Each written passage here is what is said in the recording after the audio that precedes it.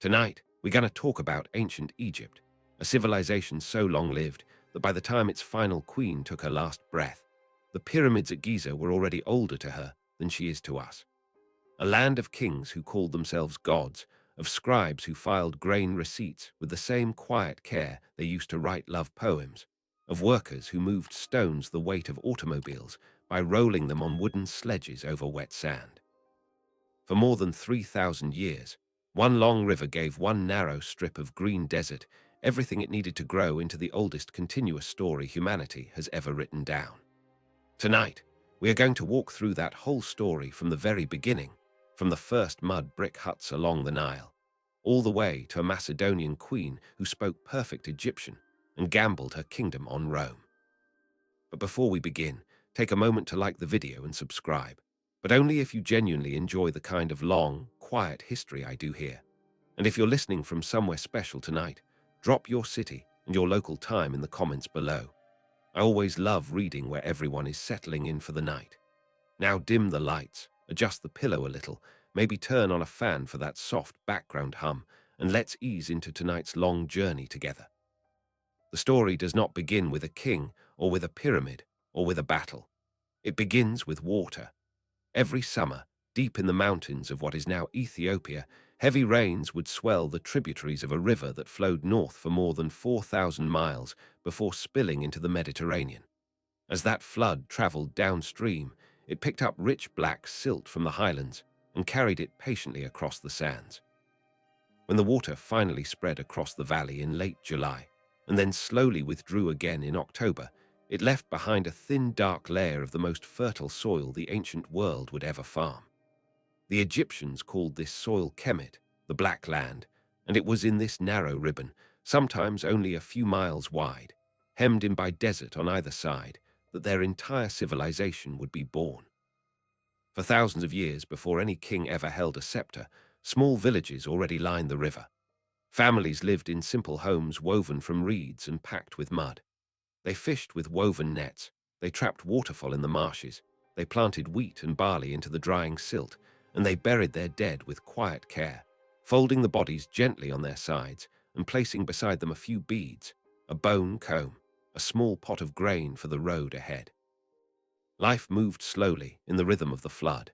Every year the water came, every year the water left, every year the land renewed itself without needing to be asked. Over the centuries, these scattered villages grew. In the south, where the valley was narrow and hemmed in by cliffs, one culture developed with its own gods, its own pottery, its own way of dressing the dead.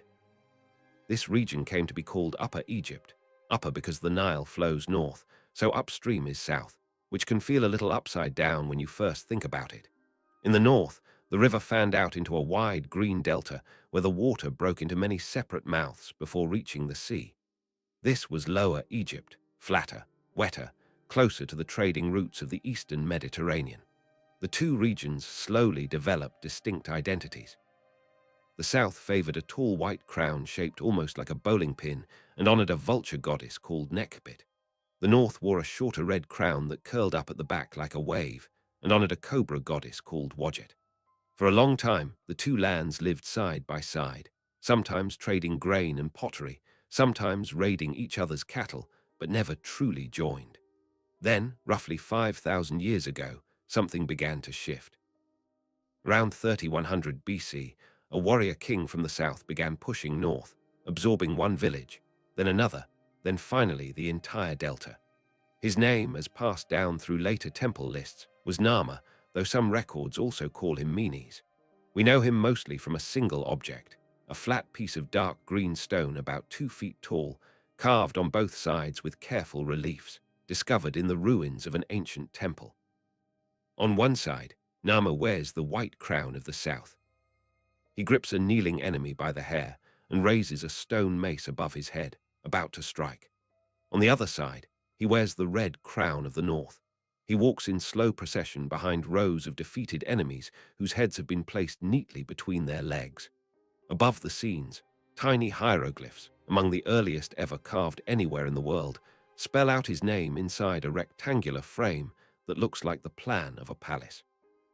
Whether Nama actually conquered the north in a single sweeping war, or married into it, or simply absorbed it through years of pressure and alliance, the result was the same. For the first time in history, one king wore both crowns. One man ruled the entire length of the river, from the first cataract in the south, down to the muddy edge of the sea. Historians would later group him and his descendants into what they called the First Dynasty, the beginning of a numbering system that would eventually reach 31 dynasties before Egypt finally fell to Rome, more than 3,000 years later. Nama chose a careful spot for his capital, a place where the narrow valley finally opened up into the wide green fan of the delta, the natural hinge between the two halves of his new kingdom. He founded a city there and called it Inebhej, which meant white walls, after the whitewashed defensive walls that surrounded it. Centuries later, the Greeks would call this same city Memphis, and the name would stick. From Memphis, Nama and the kings who followed him could send messengers upstream or downstream with almost equal ease, could collect grain from either region without straining the boats, and could keep watchful eyes on both crowns at once. The first few dynasties are quiet in the historical record. Their kings had short, strange-sounding names: Aha, Jer, Jet, Den, Semikit, and their achievements are known mostly through brief inscriptions carved onto ivory labels or scratched into the sides of stone jars. But beneath that quiet surface, something remarkable was being built. These early rulers were inventing the very idea of a state. They divided the country into administrative districts, later called nomes, and appointed governors to oversee each one. Every year or two, the king himself would tour his own kingdom in a ceremony called the Following of Horus, moving from town to town by boat, counting cattle, measuring grain in the storehouses, and reminding everyone in person that a single ruler now stood at the top of the world. Writing spread quickly. The scribes who kept the earliest records used a system that mixed pictures and sound signs: an owl for one letter, a mouth for another, a folded cloth for a third, a tiny quail chick for another still. In the beginning, most of these signs were used for practical, boring things: tallying jars of oil, listing bolts of linen, recording the height of each year's flood on the temple walls. But the tool was too powerful to stay boring for long. Within a few centuries, these same scribes would be writing prayers, medical texts, ghost stories, love poems, and long philosophical dialogues about whether a man should reason with his own soul. The pictures on the walls were only the beginning. The king himself became something new too. He was no longer just a strong chief with a large army. He was, by law and by ritual, the earthly link between the human world and the divine one. He was identified with a falcon god named Horus, the protector of kingship, and his royal name was written inside a rectangular frame with a falcon perched serenely on top. When the king performed the correct ceremonies, the gods would send the flood on time and at the right height. When he neglected them, the water might come late, or not rise high enough, or rise so high that villages washed away. Every meal offered at a temple, every festival held on its fixed day of the year, was believed to hold the entire cosmos in slow, careful balance. This balance had a single word: mad, and it would sit at the very center of Egyptian thinking for the next 3,000 years. Even burial itself began to change. The first kings and their nobles were no longer laid in shallow pits scooped from the desert. They were placed inside low rectangular tombs made of mud brick, called mastabas, from the Arabic word for bench, because that is what they looked like: long benches rising a few feet out of the desert floor. Inside the mastabas, small rooms held everything the dead would need in the next world: jars of beer, round loaves of bread, folded linens, wooden furniture, sometimes even tiny clay models of servants who would work forever in the fields beyond the horizon. Already, in these earliest tombs, the Egyptians were reaching for something no other culture had yet tried to grasp: the idea that death might not really be the end. By the close of the Second Dynasty, around 2700 BC, the shape of Egypt was set. A single king ruled from a single capital. A growing class of trained scribes kept the records. Farmers worked in the black soil according to the river's slow rhythm. Craftsmen supplied the tools and the jewelry, and priests carried out the daily offerings that kept the sun rising each morning and the flood arriving each summer. Everything the future dynasties would ever build, every pyramid, every temple, every empire, every whispered prayer to Isis in a tomb far beneath the sand, would rest on this quiet foundation that Nama's line laid down beside the river. But the mastabas of these early kings were small, and they were made of mud brick, and mud brick, even in the desert, eventually crumbles. Somewhere in the court of the Third Dynasty, in the quiet rooms of the palace at Memphis, a new idea was beginning to form. What if a tomb could be made of stone? What if it could reach not just outward, but upward? What if a king could build something so tall, so heavy, so obviously eternal that the gods themselves would notice it from the sky? That question, whispered first in a palace beside the Nile, was about to change the shape of the desert forever. The man who first dared to ask that question was named Djoser, though during his lifetime almost no one called him that. His formal royal name was Necherikit, which meant divine of body, and he ruled from Memphis somewhere around 2670 BC, at the beginning of what later historians would group into the Third Dynasty. By the time Djoser took the throne, Egypt had already been unified for 4 or 5 centuries. The systems were in place. The scribes knew how to count. The tax collectors knew their routes. The stone workers had grown skilled at shaping small blocks for temple thresholds and doorways. And the country had grown quietly, steadily richer, its granaries fuller each year, its surplus grain feeding a slowly expanding class of people who no longer had to work the fields. Djoser inherited all of it. But Djoser also had something none of the earlier kings had possessed. He had a friend. The friend's name was Imhotep, and even 3,000 years later, ordinary Egyptians would still light candles to his memory. He came from no royal family. He was not born a prince. He was almost certainly the son of a modest household somewhere in the vicinity of Memphis, and he rose through the palace bureaucracy on nothing but the strength of his own mind.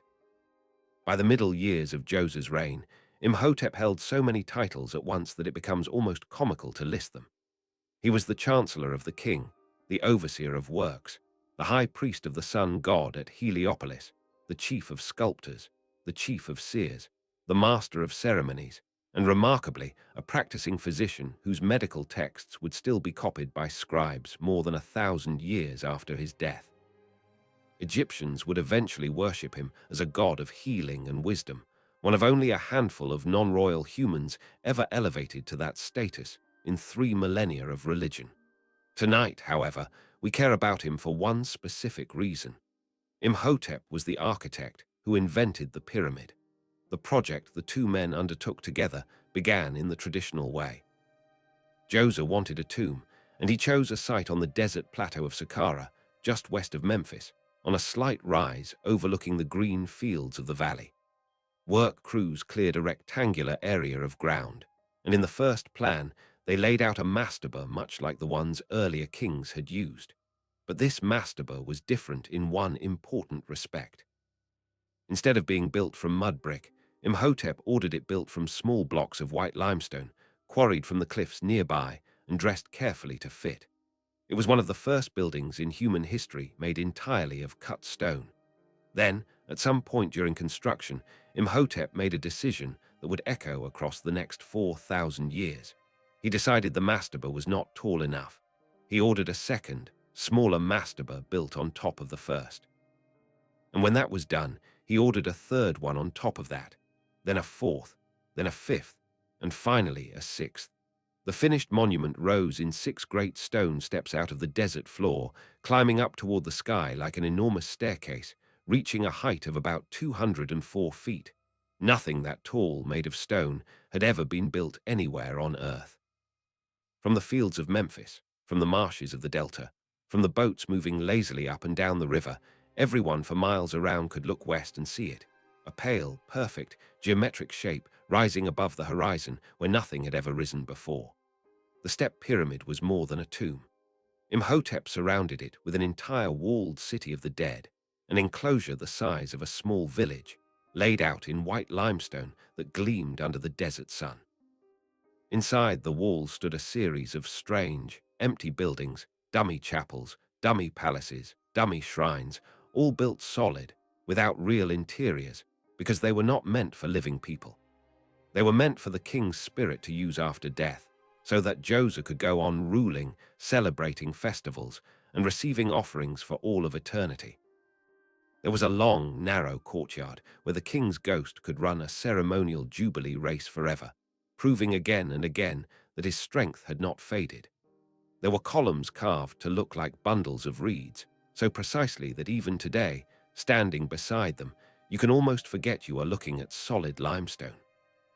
Beneath the pyramid itself, deep underground, workers cut a maze of shafts and galleries and lined the walls of the burial chamber with beautiful blue-green faience tiles arranged to imitate reed matting, a soft, familiar pattern in an ocean of hard, unforgiving rock. The project took roughly 20 years, which happens to be about the length of Djoser's entire reign. Every year of his life on the throne, in some sense, was another course of stone climbing higher into the desert air.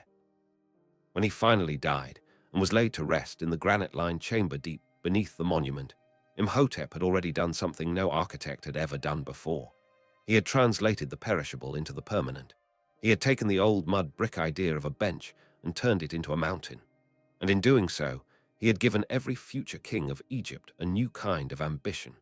If Djoser could reach 200 feet, then surely the next king could reach 300. And if that king could reach 300, then surely the one after him could touch 500. The race had begun.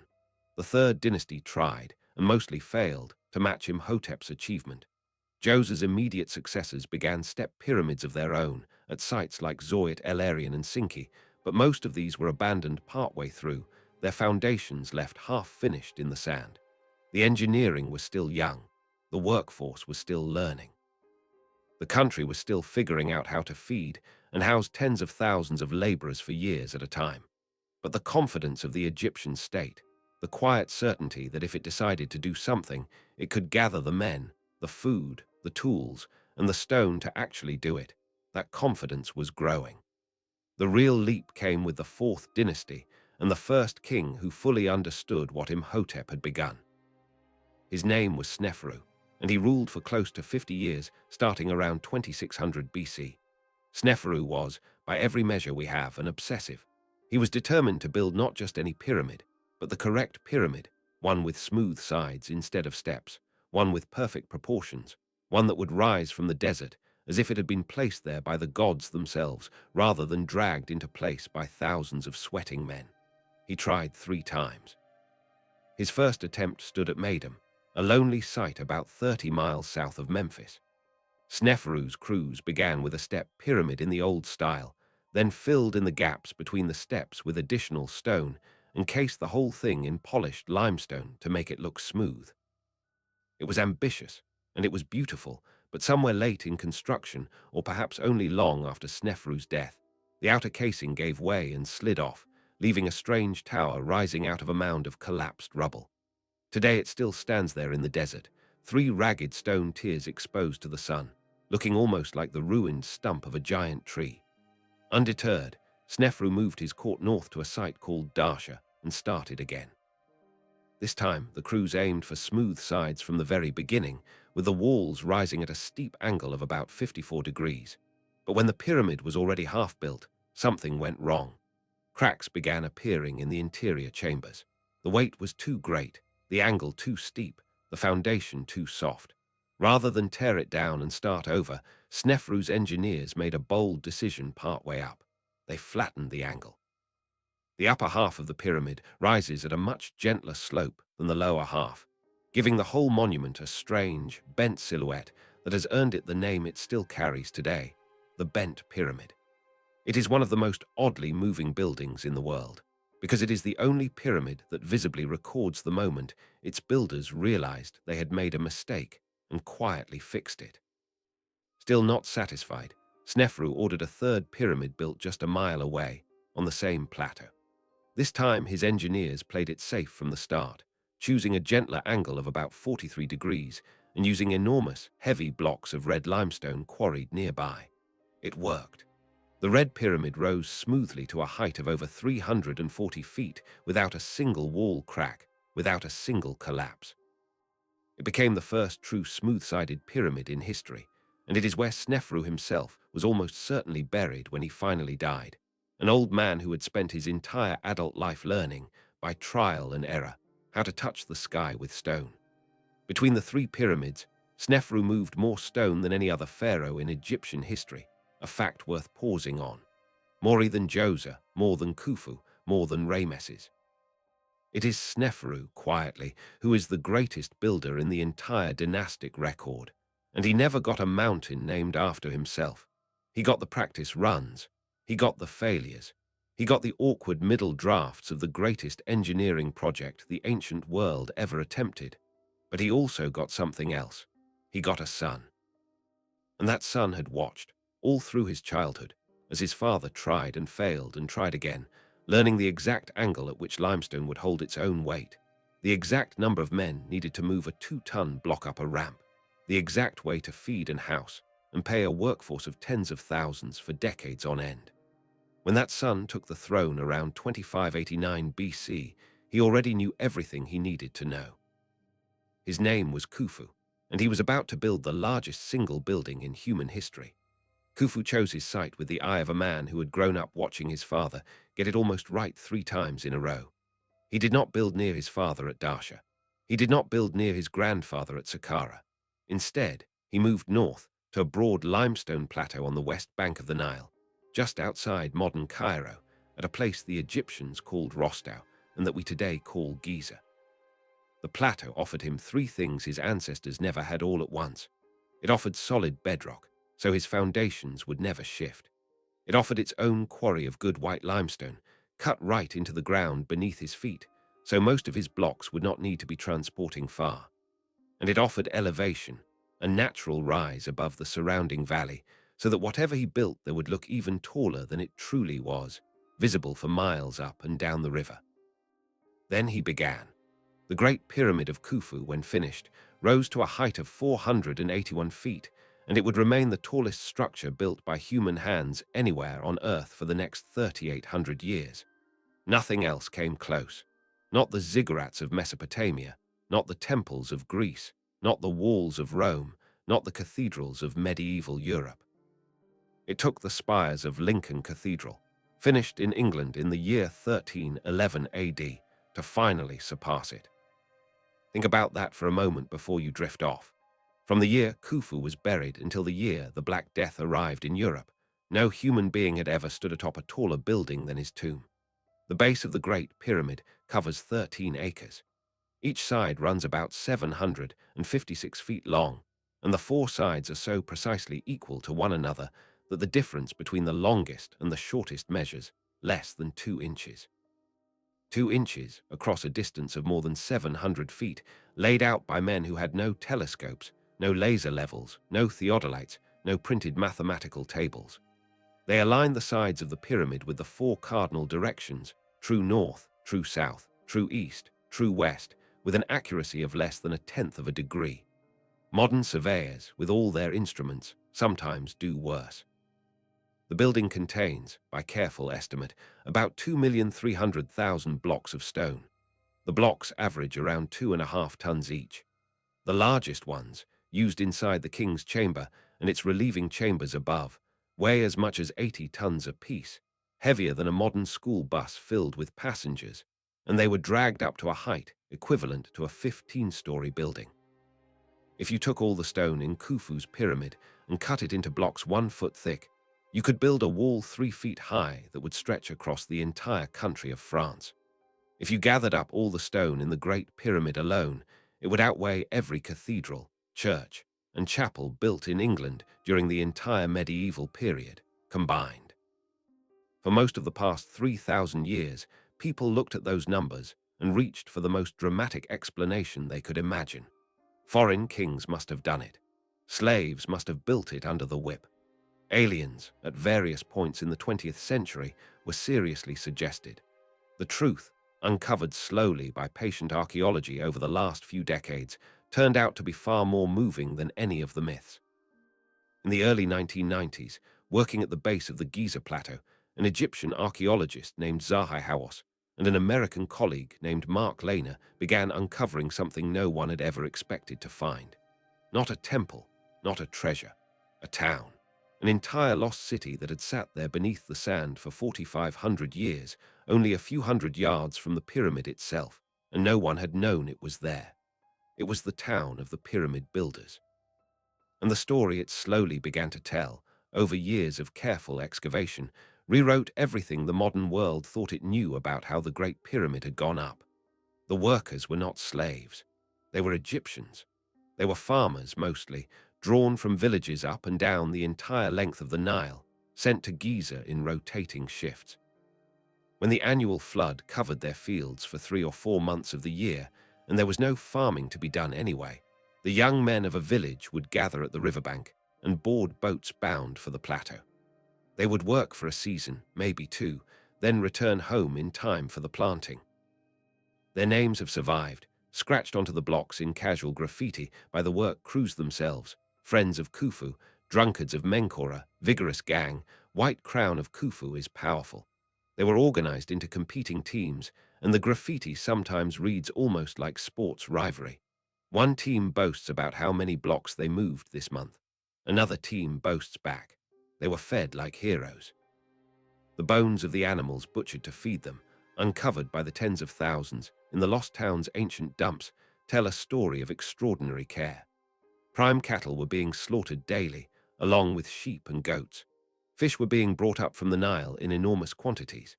Bakeries the size of warehouses were turning out thousands of loaves of bread a day, using giant conical pottery molds that archaeologists find in stacks.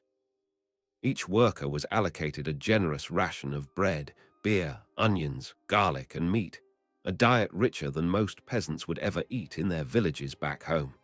The state was, in essence, treating pyramid duty as a form of national service and rewarding it accordingly. They had doctors. Skeletal remains from the workers' cemetery, buried respectfully in small tombs of mud brick just downhill from the great man's monument, show healed fractures, arms broken and set, legs broken and set, ribs broken and set. Some show signs of successful amputation with survival for years afterward. In an age long before anesthesia, workers who suffered terrible accidents were being treated, splinted, medicated with herbal preparations, and nursed back to health at state expense.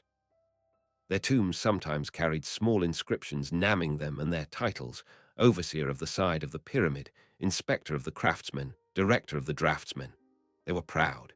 They wanted to be remembered, and they were. The engineering itself, once you understand the workforce, becomes almost quiet in its brilliance. There were no wheels used for hauling. The wheel existed in Egypt, but wooden wheels break under the weight of 2-ton blocks on soft ground. Instead, blocks were placed on wooden sledges, and men walked ahead of the sledges pouring water onto the sand. The water reduced the friction between the sledge and the ground by more than half. A team of 20 men could pull a 2-ton block across the desert, this way at a slow walking pace. A wall painting from a slightly later tomb actually shows this exact scene: a colossal statue being dragged on a sledge, with a small figure at the front pouring water from a jar. For decades, historians assumed the water pourer was performing some sort of ritual. Only recently did engineers do the math and realize he was doing the most practical thing in the entire painting. Blocks were dragged up the rising pyramid on ramps of packed rubble and mud brick that spiraled around it or climbed straight up its face. As each course of stone was laid, the ramps grew taller with it. When the pyramid was finished, the ramps were dismantled and carted away, which is why so little trace of them remains today. The final capstone, a small pointed block called a pyramidion, was probably sheathed in electrum, a gold and silver alloy that catches sunlight like fire, so that at dawn and dusk, the very tip of the pyramid would blaze against the desert sky. The outer casing of the entire monument was polished white limestone, so smooth and so tightly fitted that early Arab visitors, thousands of years later, wrote that a knife blade could not be inserted between the joints. On a clear day, Khufu's pyramid must have been almost blindingly bright, a mountain of white light rising out of the tan desert, visible from far up and down the Nile. The whole thing took about 23 years to build, which is almost exactly the length of Khufu's reign on the throne. He seems to have started it in his first year and finished it in his last. When he died, he was placed inside the granite sarcophagus that still sits in the king's chamber, deep within the heart of the pyramid, a sarcophagus, incidentally, that is slightly wider than the passageway leading to it, meaning it must have been placed inside during construction before the ceilings were sealed. His body has never been found.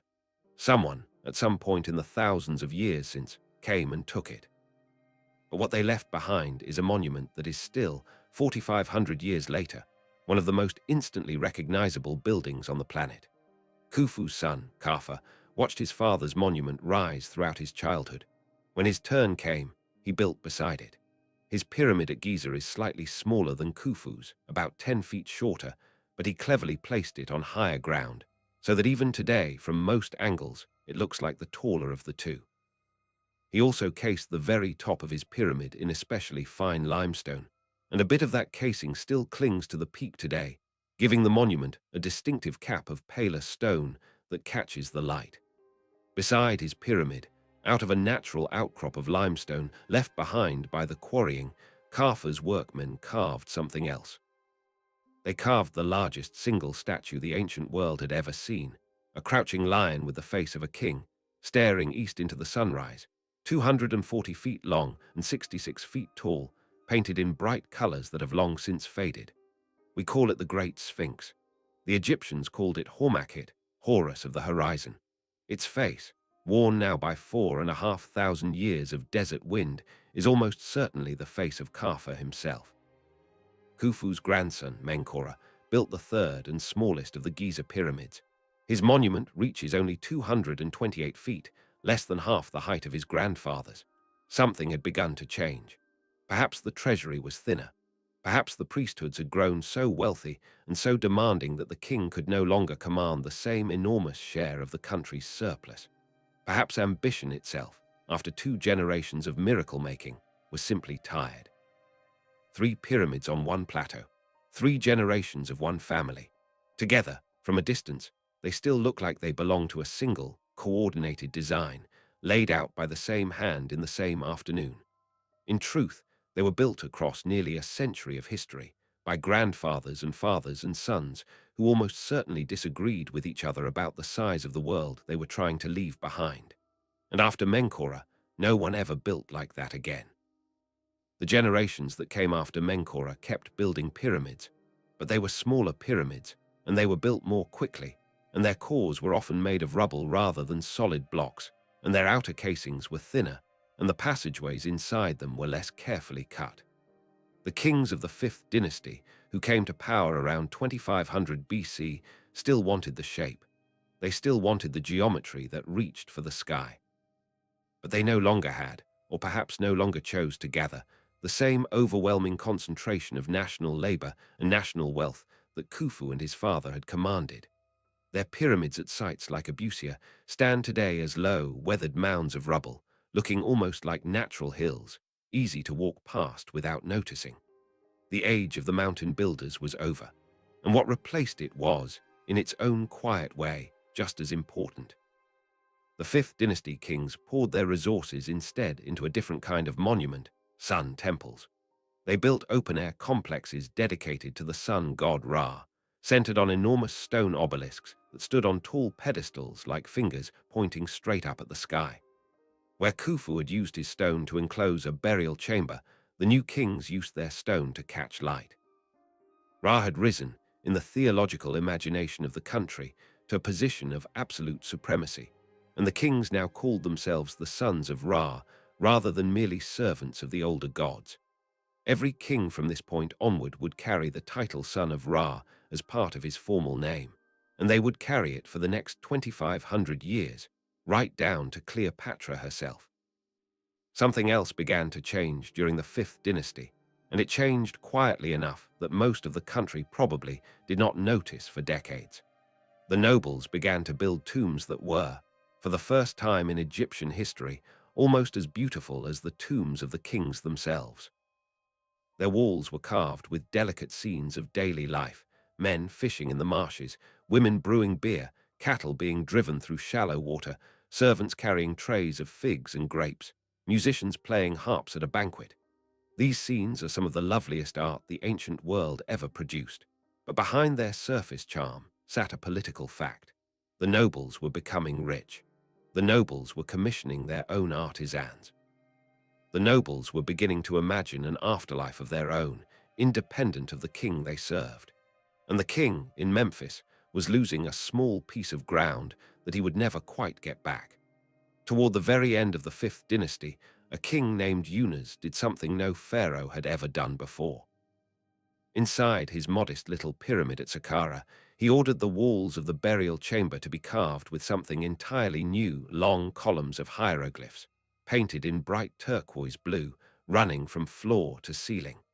These were spells, 283 of them. Prayers, incantations, magical formulas designed to guide the king through the dangers of the underworld, past the demons and the lakes of fire and the doorways guarded by knife-wielding spirits, until he arrived safely among the imperishable stars. We call these the pyramid texts, and they are the oldest religious writings anywhere on the surface of the earth. Older than the Rig Veda, older than the Hebrew Bible, older than the Iliad and the Odyssey by more than 1,000 years. Every word ever spoken about resurrection, judgment, or eternal life in Western culture has, somewhere in its distant ancestry, a whisper of these blue-painted texts on the walls of a small pyramid in the sand. At first, only the king could use these spells. Only the king could speak them. Only the king could be transformed by them into a shining spirit that flew up to join Ra on his boat across the sky. But within a few generations, the nobles began to want them too. And by the end of the Old Kingdom, they were quietly copying the spells onto the sides of their own wooden coffins. This democratization of the afterlife, the slow, patient rebellion by which ordinary Egyptians claimed for themselves the immortality that had once belonged only to the king, would become one of the defining spiritual movements of the entire ancient world. The Sixth Dynasty came to power around 2345 BC, and it produced one truly remarkable king. His name was Pepi II, and he sat on the throne for what may be the longest reign in recorded human history. Ancient king lists give him 94 years. Modern historians, being cautious, say at least 64 years, and probably longer. Either way, he inherited the throne as a small child, around 6 years old, and he was still ruling in his 10th decade of life. Try to imagine the effect on a country. Officials who had once been young men when they were appointed grew old and grey in their offices. Their sons grew up expecting to inherit those offices. The centre of the government slowed. Decisions took longer. The king himself, ancient and increasingly frail, could no longer travel the country in the old royal tour. And out in the provinces, the local governors, the men called nomarchs, who ran the individual districts, began to notice something. No one was really watching them anymore. The nomarchs began to build their tombs at home in their own provinces, rather than near the king's pyramid at Saqqara. They began to inscribe those tombs with autobiographies that praised their own deeds, how they had dug canals for their people, how they had fed the hungry during a low flood, how they had led their own troops against desert raiders, how they had made their district prosper. They began, quietly, to pass their offices to their sons as a matter of course. The kingdom did not break apart, not yet, but the fabric that Nama had woven together 1,500 years earlier was beginning to loosen, one thread at a time. And then the climate turned. It turned slowly at first, and then all at once. Beginning around 2200 BC, in the last years of Pepi II's impossibly long reign, something shifted in the monsoons of Central Africa. The rains that fed the Nile weakened. The annual flood, the great gift on which the entire civilization depended, arrived lower and lower each year. Sometimes it barely arrived at all. Modern climate scientists, examining sediment cores from lake beds in Ethiopia and pollen records from the Egyptian desert, have confirmed what the ancient texts describe. A megadrought settled over the eastern Mediterranean and northern Africa that lasted, in various pulses, for more than a century. It brought down the Akkadian Empire in Mesopotamia. It emptied cities in the Indus Valley, and it brought Egypt, quietly and without warning, to its knees. The inscriptions from this period, when they survive, are heartbreaking. A nomarch named Ankhtafi, ruling a small district in the south, carved onto the walls of his tomb a description of what he had seen. He wrote of a land in which people were eating their own children. He wrote of desperation, of families digging their dead into the sand without proper burial, of the whole country going upside down like a spinning wheel. He described how he had rationed grain and kept his own district alive while the rest of Egypt starved around him. Whether every word of Anktef's account is literally true or whether some of it is boastful exaggeration, the underlying fact is not in doubt. The floods failed. The granaries emptied. And when the granaries emptied, the state that Nama had built began to come apart. Pepi II finally died sometime around 2181 BC. He had outlived his own heirs. The throne passed to a nephew, then to another distant relative, then to a woman named Nitocrit, whom later Greek writers turned into a legendary avenger, though her real story is almost completely lost. Within a few years, the Old Kingdom was over. Historians would later call the century and a half that followed the first intermediate period a polite name for a time that must have felt to the people living through it like the end of the world. The country broke into pieces. In the north, a family of rulers based at a city called Heracleopolis claimed the throne and ruled over the Delta and the Middle Valley. In the south, a rival family based at a place called Thebes, a small provincial town that would later become one of the most famous cities in the ancient world, claimed the throne right back. Between them lay a shifting border where small armies raided each other's cattle and occasionally fought pitched battles beside the river. The great pyramids at Giza stood untended. The mortuary priests whose job had been to maintain daily offerings to the spirits of Khufu and Kaffa and Menkora ran out of grain and simply stopped coming. Wind and sand began, patiently, the long work of erasing what 400 years of national labor had raised. Down in the villages, ordinary Egyptians did what ordinary people always do when the government fails. They kept going. They planted what they could. They fished when the water came. They buried their dead as best they could, more simply than before, but with the same quiet care their ancestors had shown 5,000 years earlier beside the same river. Something in the deep culture of the country, the language, the gods, the writing, the rhythm of the flood, the shape of the day, refused to break. The state broke, and the state broke thoroughly. But the people beneath the state, the farmers and the fishermen and the mothers baking bread in mud brick ovens along the Nile, went on being Egyptian, whether or not there was any pharaoh left in the world to notice. The literature of the first intermediate period, when it began to appear a generation or two later, is unlike anything Egypt had produced before. It is dark. It is questioning. It is haunted. One text, called The Dispute Between a Man and His Soul, records a long, bitter dialogue between a suicidal man and the Ba, the personality spirit that lived inside him. The man wants to die. He tells his soul that death is more welcome to him than the smell of lotus flowers on a summer day, more welcome than the sight of home after years of captivity. His soul argues back, telling him to remember the sweetness of life, the light on the water, the taste of beer at evening. It is the oldest surviving conversation between a person and their own despair, and it was written by an Egyptian scribe 4,100 years ago in a country where the certainties had cracked. Out of that darkness, slowly, a new hope began to gather, and it gathered, of all places, in the south. In the small provincial town of Thebes, a family of governors was beginning to look northward. They had grown strong on the trade routes to Nubia.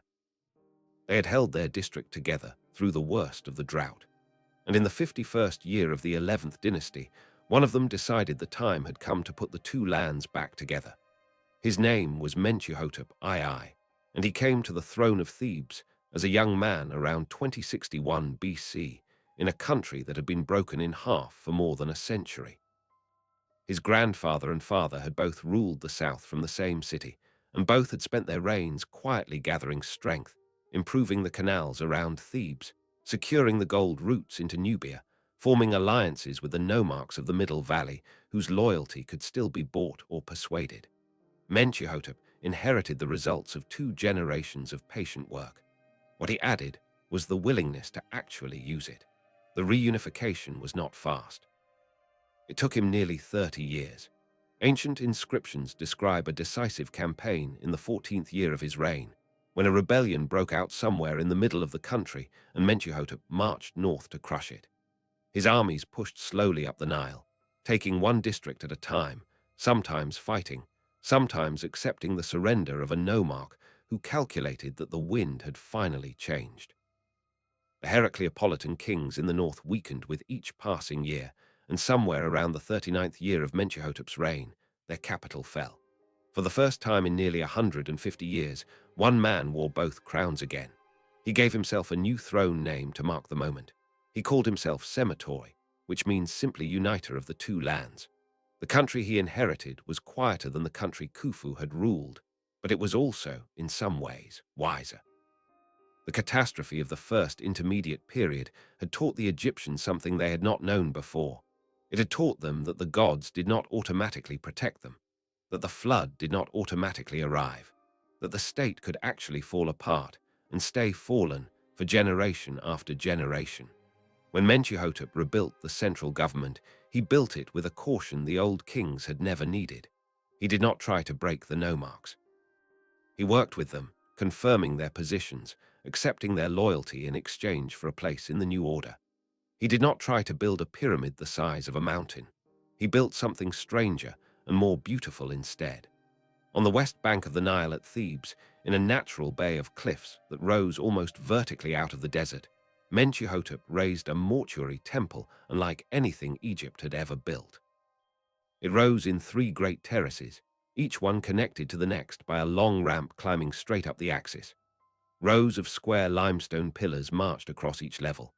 At the top, set against the cliff face itself, stood a solid stone monument whose exact original shape historians still argue about, possibly a small pyramid, possibly a flat-topped mound, possibly something in between.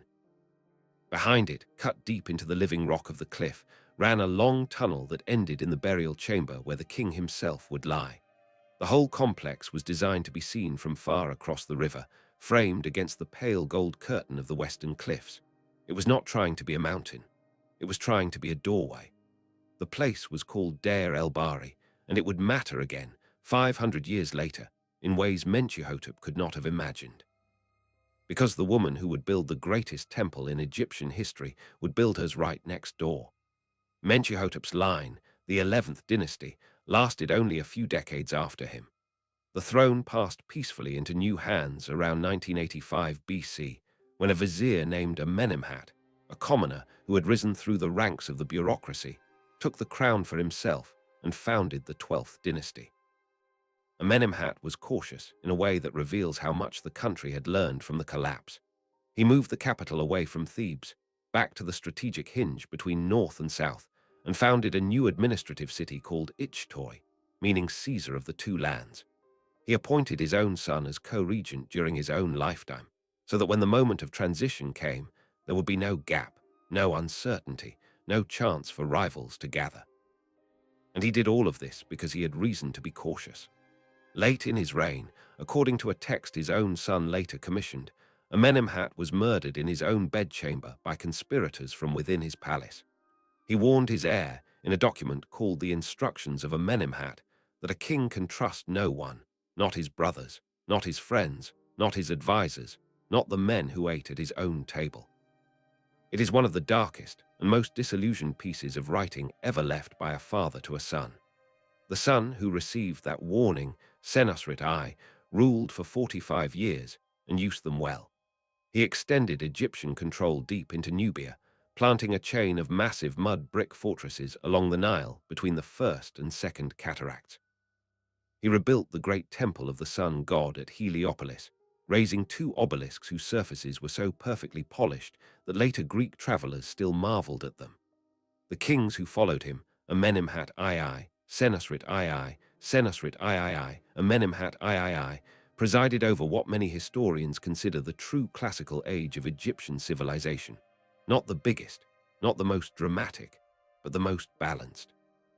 The literature written during the 12th dynasty would still be copied by schoolchildren 1,000 years later as the model of good, correct, beautiful Egyptian prose.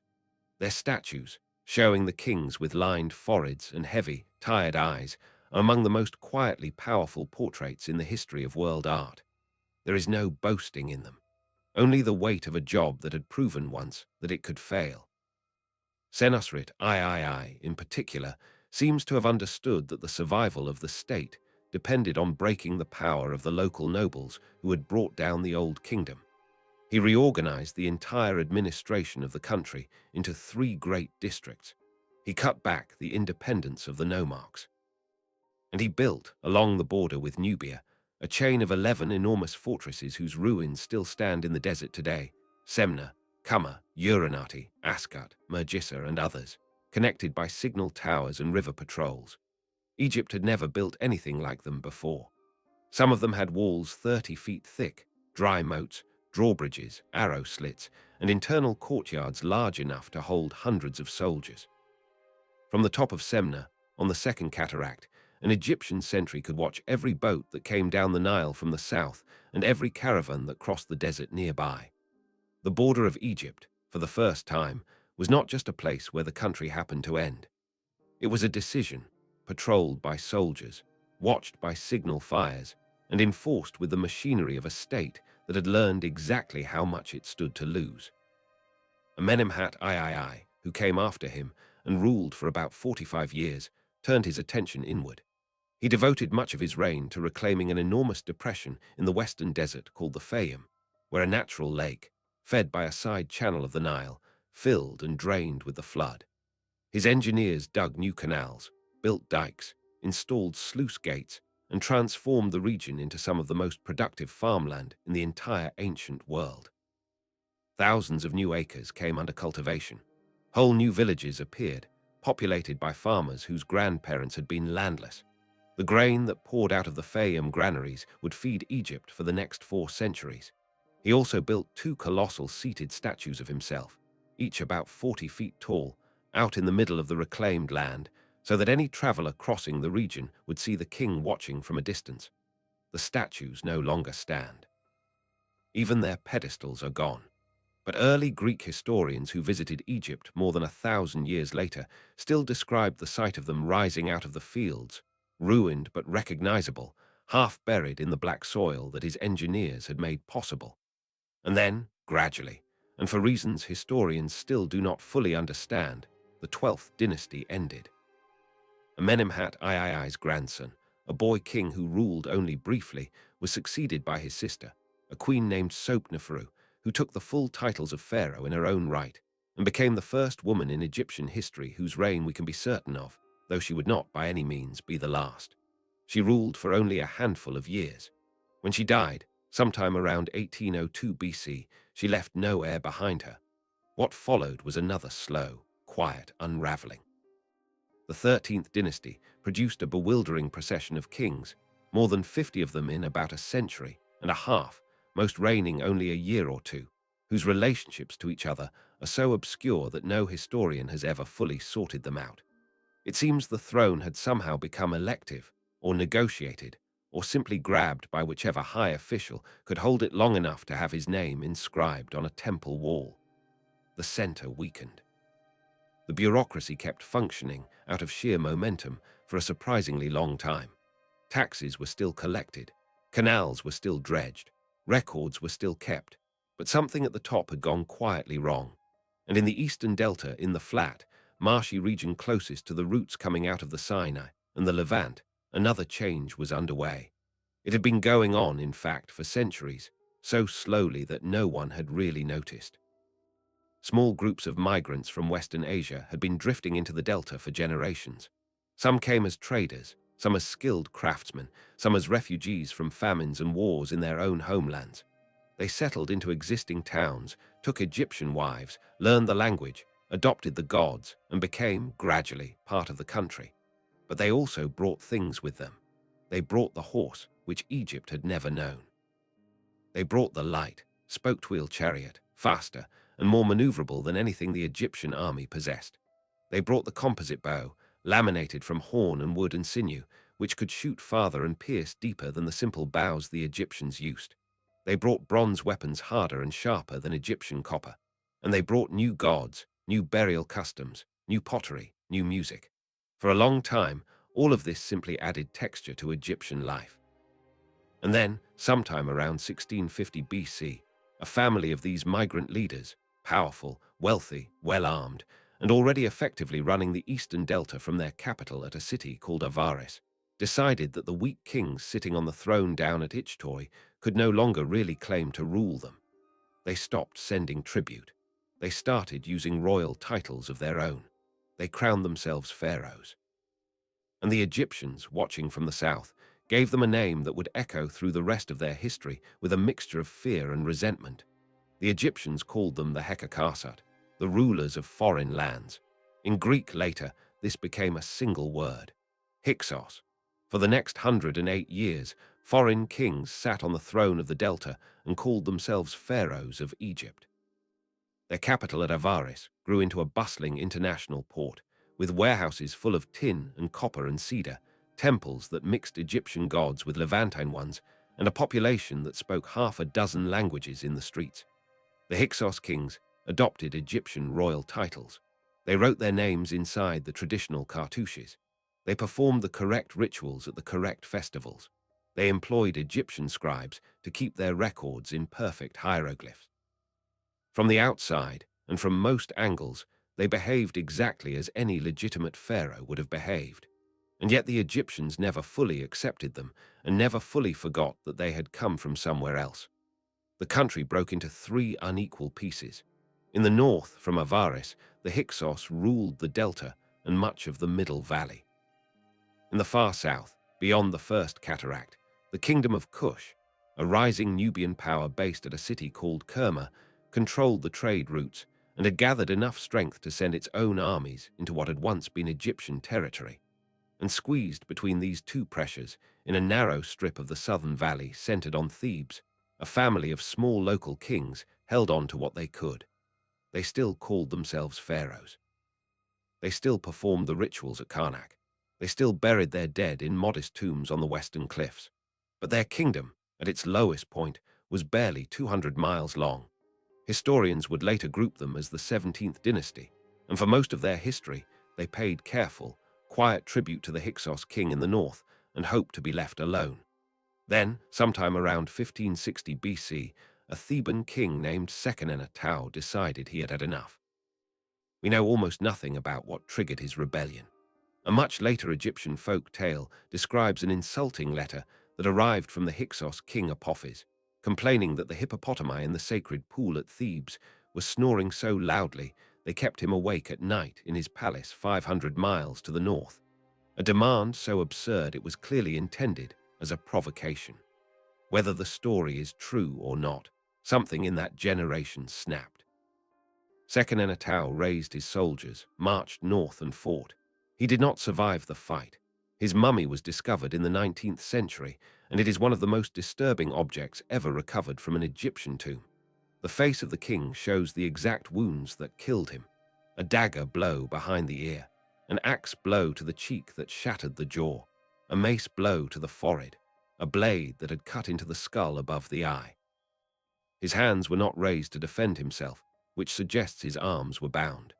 He had been captured, held down, and beaten to death by several men at once, probably on the battlefield or shortly after it.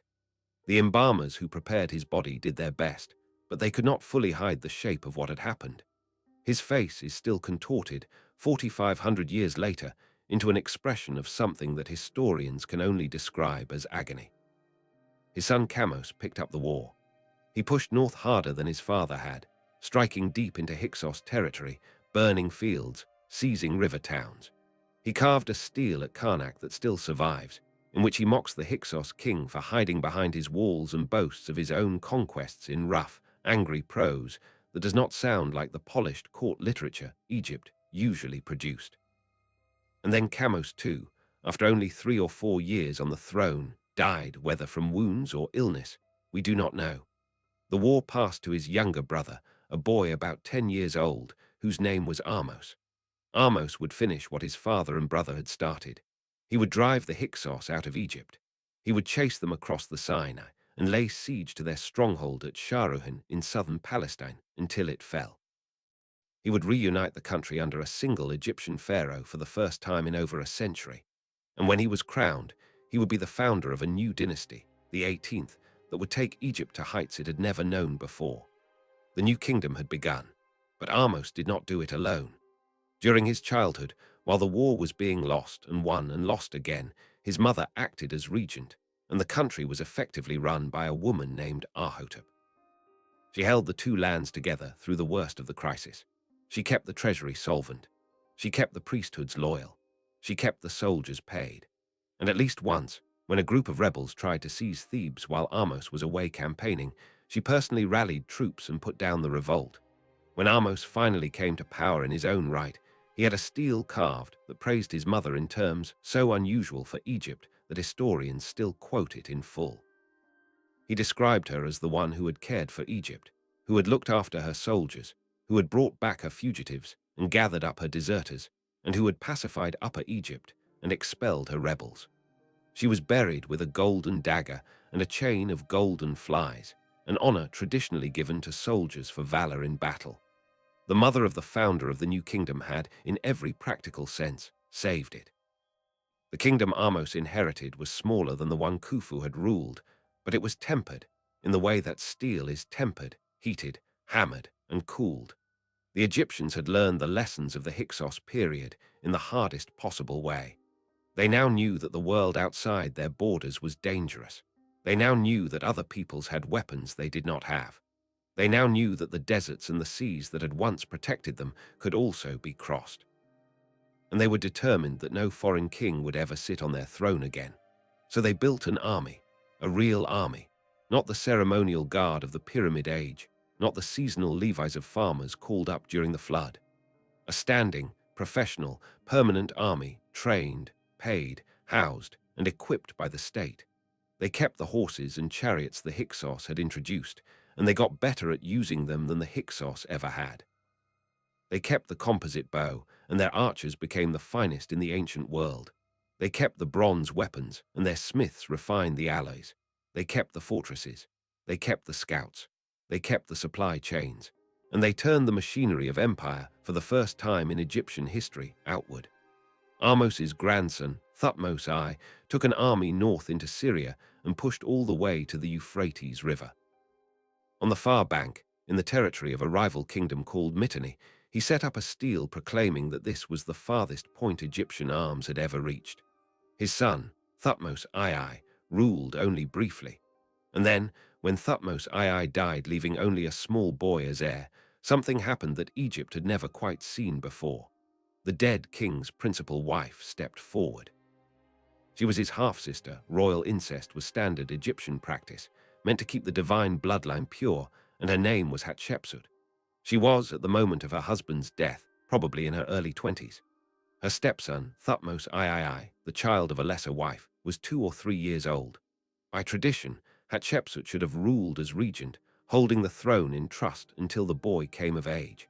And for the first several years, that is exactly what she did. She was named God's wife of Ammon, a title that gave her enormous religious authority at Thebes. She was named regent. She appeared alongside the child king in official images, wearing the traditional queenly regalia, standing just behind him or to his side in her proper place. And then, gradually, something shifted. Somewhere around the 7th year of the regency, Hatshepsut stopped being regent and became king. Not queen, king. She took the full royal titulary. She wrote her name inside a cartouche. She was crowned with the double crown. She commissioned statues of herself wearing the false ceremonial beard that pharaohs wore, and she began to be depicted in the same broad-shouldered, bare-chested, kilted pose that every previous male pharaoh had been shown in. She did not exactly claim to be a man. In her inscriptions, the language often slides carefully between masculine and feminine grammatical forms, sometimes within the same sentence. Rather, she claimed to be a pharaoh, and pharaohs, by definition, wore beards. It was a costume of office, and she wore it, and she dared anyone in her court to say a word about it. Almost no one did, because Hatshepsut, it turned out, was extremely good at her job. She ruled for about 22 years, and they were among the most prosperous years Egypt had known since the fall of the Old Kingdom. She did not lead her armies into Syria year after year, the way her father had. She sent them out only when necessary, and otherwise she focused on trade. She reopened the ancient overland routes across the desert to the Red Sea. She rebuilt harbors that had lain half-abandoned for centuries. And in the 9th year of her reign, she launched an expedition that Egyptians would still be talking about 1,000 years later. She sent 5 ships south, down the Red Sea, to a place the Egyptians called Punt. Where exactly Punt lay, Historians still debate, probably somewhere along the coast of modern Eritrea or Somalia, possibly further south. What matters is what came back. The ships returned laden with ebony wood, ivory, gold, panther skins, live baboons and monkeys, as pets for the palace, exotic birds, cinnamon, and most treasured of all, 31 living myrrh trees, their root balls carefully wrapped in baskets and kept damp for the entire voyage. When those trees arrived at Thebes, they were planted in the gardens of Hatshepsut's mortuary temple at Deir el-Bahri, right next to Mentuhotep II's temple from 500 years earlier. Some of them lived. There is still a stump of one of them buried in front of the temple ruins today. Someone brought a tree from East Africa 4,000 years ago, and pieces of it are still where she put them. Her temple itself is one of the most beautiful buildings in the world. It rises in 3 great terraces against the same cliff wall, with rows of clean white pillars marching across each level, blending so seamlessly into the natural cliff that from a distance it looks less like a building and more like an idea about geometry. On the walls, painted in delicate relief, the entire story of the Punt expedition is carved: the ships, the crews, the villages of Punt with their round huts on stilts, the king of Punt and his enormously fat queen whose exact medical condition is still argued about by scholars, the myrrh trees being loaded, the sailors bowing. She reigned, she built, she traded, she kept the peace. And out in the fields behind her temple, growing quietly beside the Nile, a boy who had once been 3 years old was becoming a man. Thutmose III grew up in Hatshepsut's shadow, and by every indication, he grew up patient. He was there. He was named in inscriptions alongside her, though usually in the smaller, secondary position. He held military commands. He led troops in minor campaigns along the borders. He was trained, thoroughly and carefully, in every skill a pharaoh was expected to master: riding, archery, wrestling, chariot driving, the reading of dispatches, the reception of foreign ambassadors. And through it all, for more than 20 years, he waited. We do not know what he thought of her. The old story, popular in the 19th century, was that he must have hated her, that he must have spent his youth boiling with resentment at the woman who had stolen his throne. But that story does not really fit the evidence. Hatshepsut appointed him as commander of her armies, which is not something you do to a nephew you fear. Her most trusted courtiers seem to have transferred their loyalty to him smoothly at her death, and for the first 20 years of his own sole reign, after she was gone, he left her monuments alone. He did not touch her statues. He did not chisel out her name. He did not deny that she had ruled. That would come later. And when it came, it would come in a strange, incomplete, almost regretful form. But it would still be more than 2 decades away. Hatshepsut died sometime around 1458 BC, probably in her late 40s. And for once in Egyptian history, the transition happened without a war, without a purge, without a single visible tremor. Thutmose III simply began ruling in his own name. He was already in his early 20s. He had already commanded soldiers. He had already sat in on the councils. And within about a year of taking sole power, he did something that no pharaoh had ever done at that scale before. He got on his war chariot, gathered an army of roughly 10,000 men, and marched northeast into Canaan to fight a coalition of enemies that had been gathering, quietly, at a city called Megiddo. The Battle of Megiddo, fought in the spring of 1457 BC, is the first battle in human history for which we have a detailed, day-by-day, on-the-ground account. Thutmose brought a scribe named Tijani with him on campaign, and Tijani kept a war diary that was later carved onto the walls of the Temple of Ammon at Karnak, where you can still read it today. It records the marches, the councils, the reconnaissance reports, the arguments among the officers, and the exact quantities of loot brought back at the end. It is the oldest surviving war journal in the world. The story it tells is small and human. When Thutmose reached the mountains that separated him from Megiddo, his officers advised him to take one of 2 safe roads around the range. There was a third possible route, a narrow pass called Aruna, so tight that a single loaded chariot could barely squeeze through it. But taking that route meant marching the entire army in single file for several miles, and if the enemy caught them stretched out and undefended, the results would be catastrophic. Every general in the tent argued against it. Thutmose listened patiently, and then he said, more or less, that he would take Aruna, and any officer who preferred one of the safe routes was welcome to march that way while the king marched with those who loved him. No one took the safe route. They came out of the pass in the plain of Megiddo unopposed. The enemy had assumed no one would be foolish enough to attempt Aruna, and they had positioned their armies to defend the other two roads. Thutmose emerged behind them. The battle the next morning was over quickly. The Canaanite coalition broke.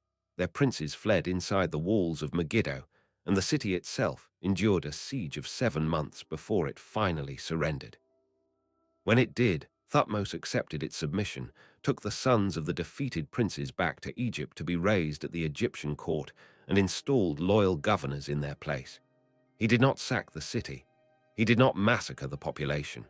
He was, throughout his career, remarkably restrained by the standards of ancient warfare. He wanted vassals, not ruins.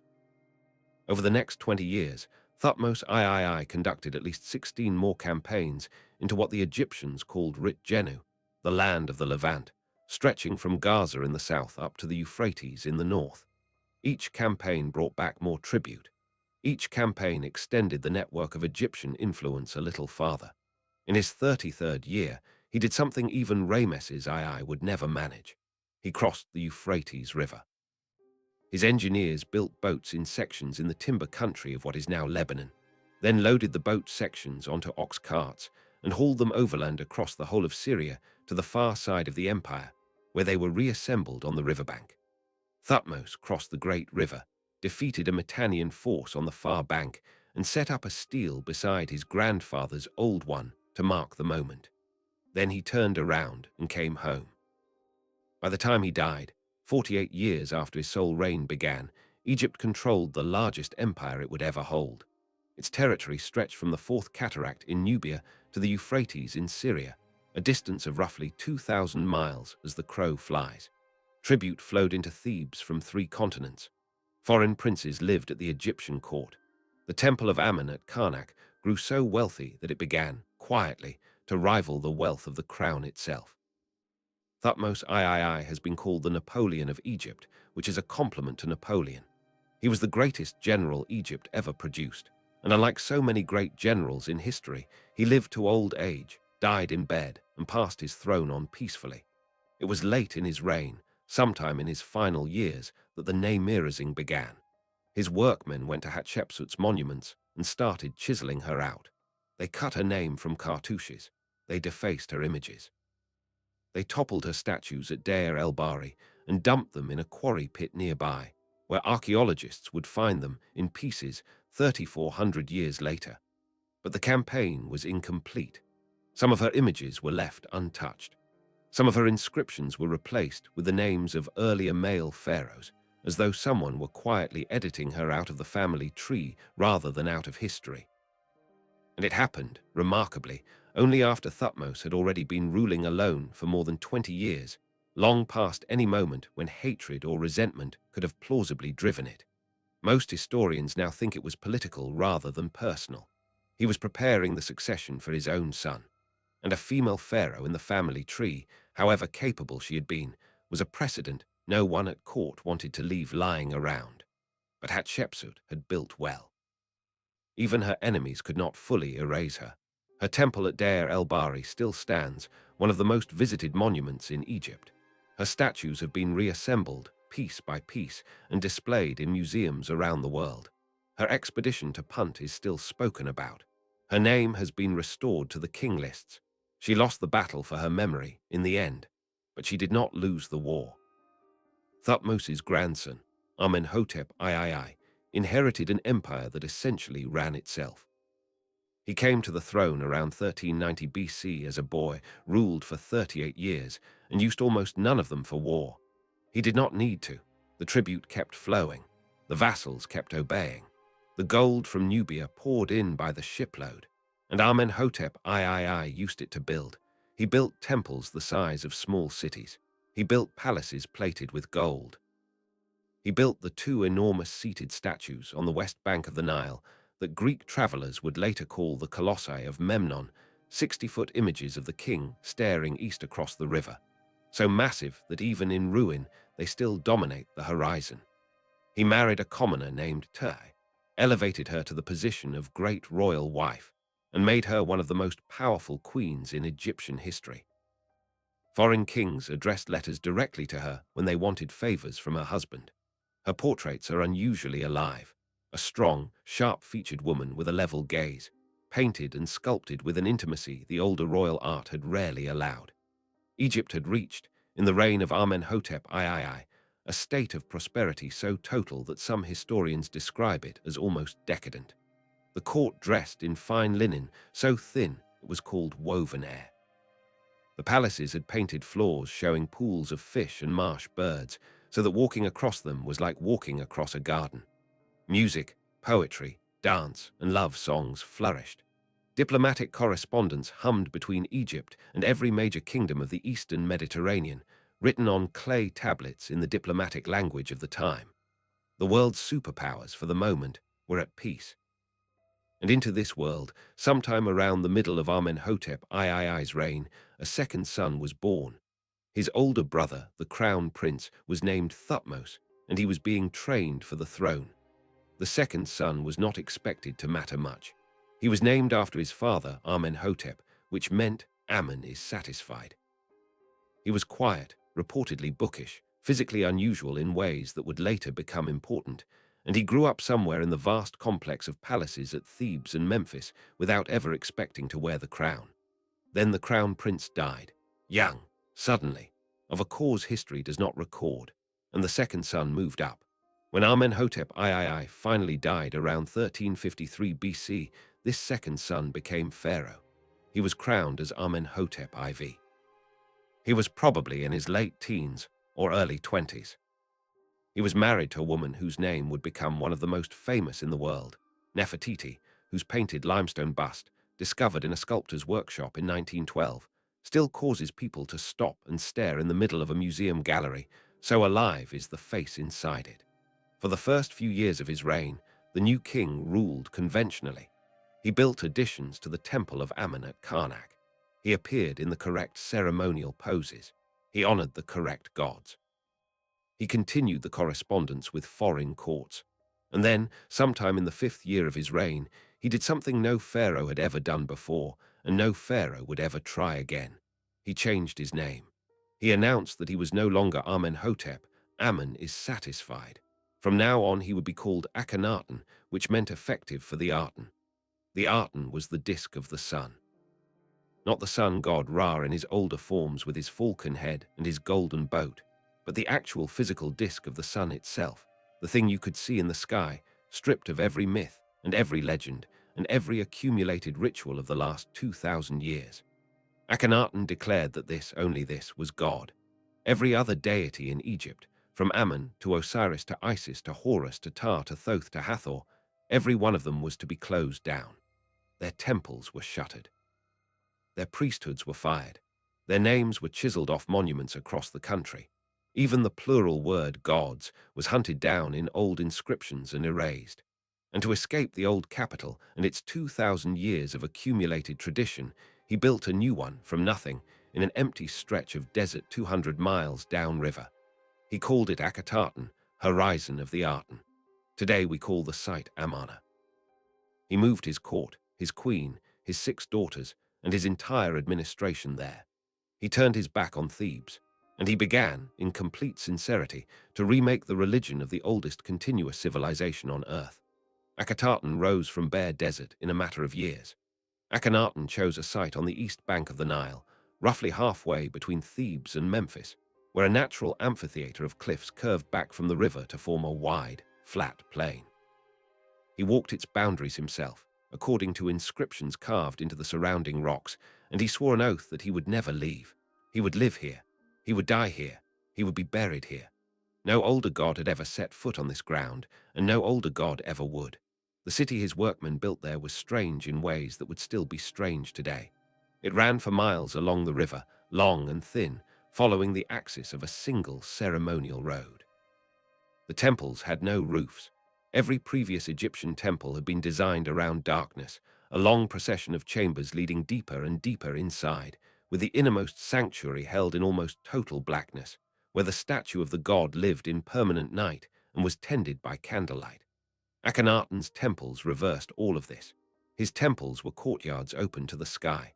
There was no statue at the center because the god was not inside. The god was above, physically visible, pouring down light directly onto the altars where offerings were placed on tables in the open air. The art of Akhenaten was stranger still. For 2,000 years, Egyptian royal art had followed rules so strict they were almost mathematical. Pharaohs stood straight-shouldered, muscular, eternally young, eternally in profile, always in the exact pose of the ideal ruler. Akhenaten discarded every one of those rules. He ordered himself depicted with a long, drooping face, a narrow chin, sunken cheeks, a soft belly, wide hips, and thin, spindly limbs. Whether these images reflect an actual medical condition, some genetic syndrome that gave him the odd body he was born with, or whether they were a deliberate theological statement, showing the pharaoh as a being both male and female, both mother and father to his people, historians still argue. Probably both, in some measure. The important thing is that he wanted to be shown this way, and his artists obeyed him. The royal family appeared in scenes that no earlier pharaoh would have allowed on a public monument. Akhenaten kissing Nefertiti in a chariot. Akhenaten bouncing his small daughters on his knee. The whole family sitting together in a garden, holding hands. The sun disk hanging above them with its rays, ending in tiny human hands, offering the sign of life to each of their nostrils.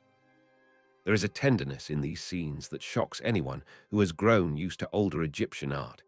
It is possible that Akhenaten really was, in his private life, the affectionate husband and doting father the reliefs suggest. It is also possible that he was making a theological point, that the intimacy of the royal family was itself a kind of sermon, a demonstration of how the Aten's love flowed through them into the world. In practice, again, probably both. And Nefertiti stood beside him through all of it. Her images at Akhenaten show her performing rituals of her own, striking down enemies with a mace in scenes traditionally reserved for kings, driving her own chariot through the streets of the new city. She held religious authority that no queen before her had ever quite possessed. The famous painted bust that survives of her, found in the workshop of the sculptor Thutmose in 1912, still bearing her original paint after 3,300 years, shows a woman in her 30s with a long, elegant neck, a straight nose, high cheekbones, a small, firm mouth, and one eye missing its inlaid pupil because the sculptor never finished it. Whoever she was, and whatever she believed it with him.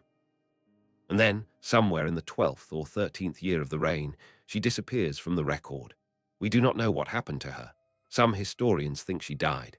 Some think she fell from favor. Some think she was elevated to co-regent under a different name and continued to rule alongside her husband as a kind of secondary pharaoh. There are inscriptions that could be read either way.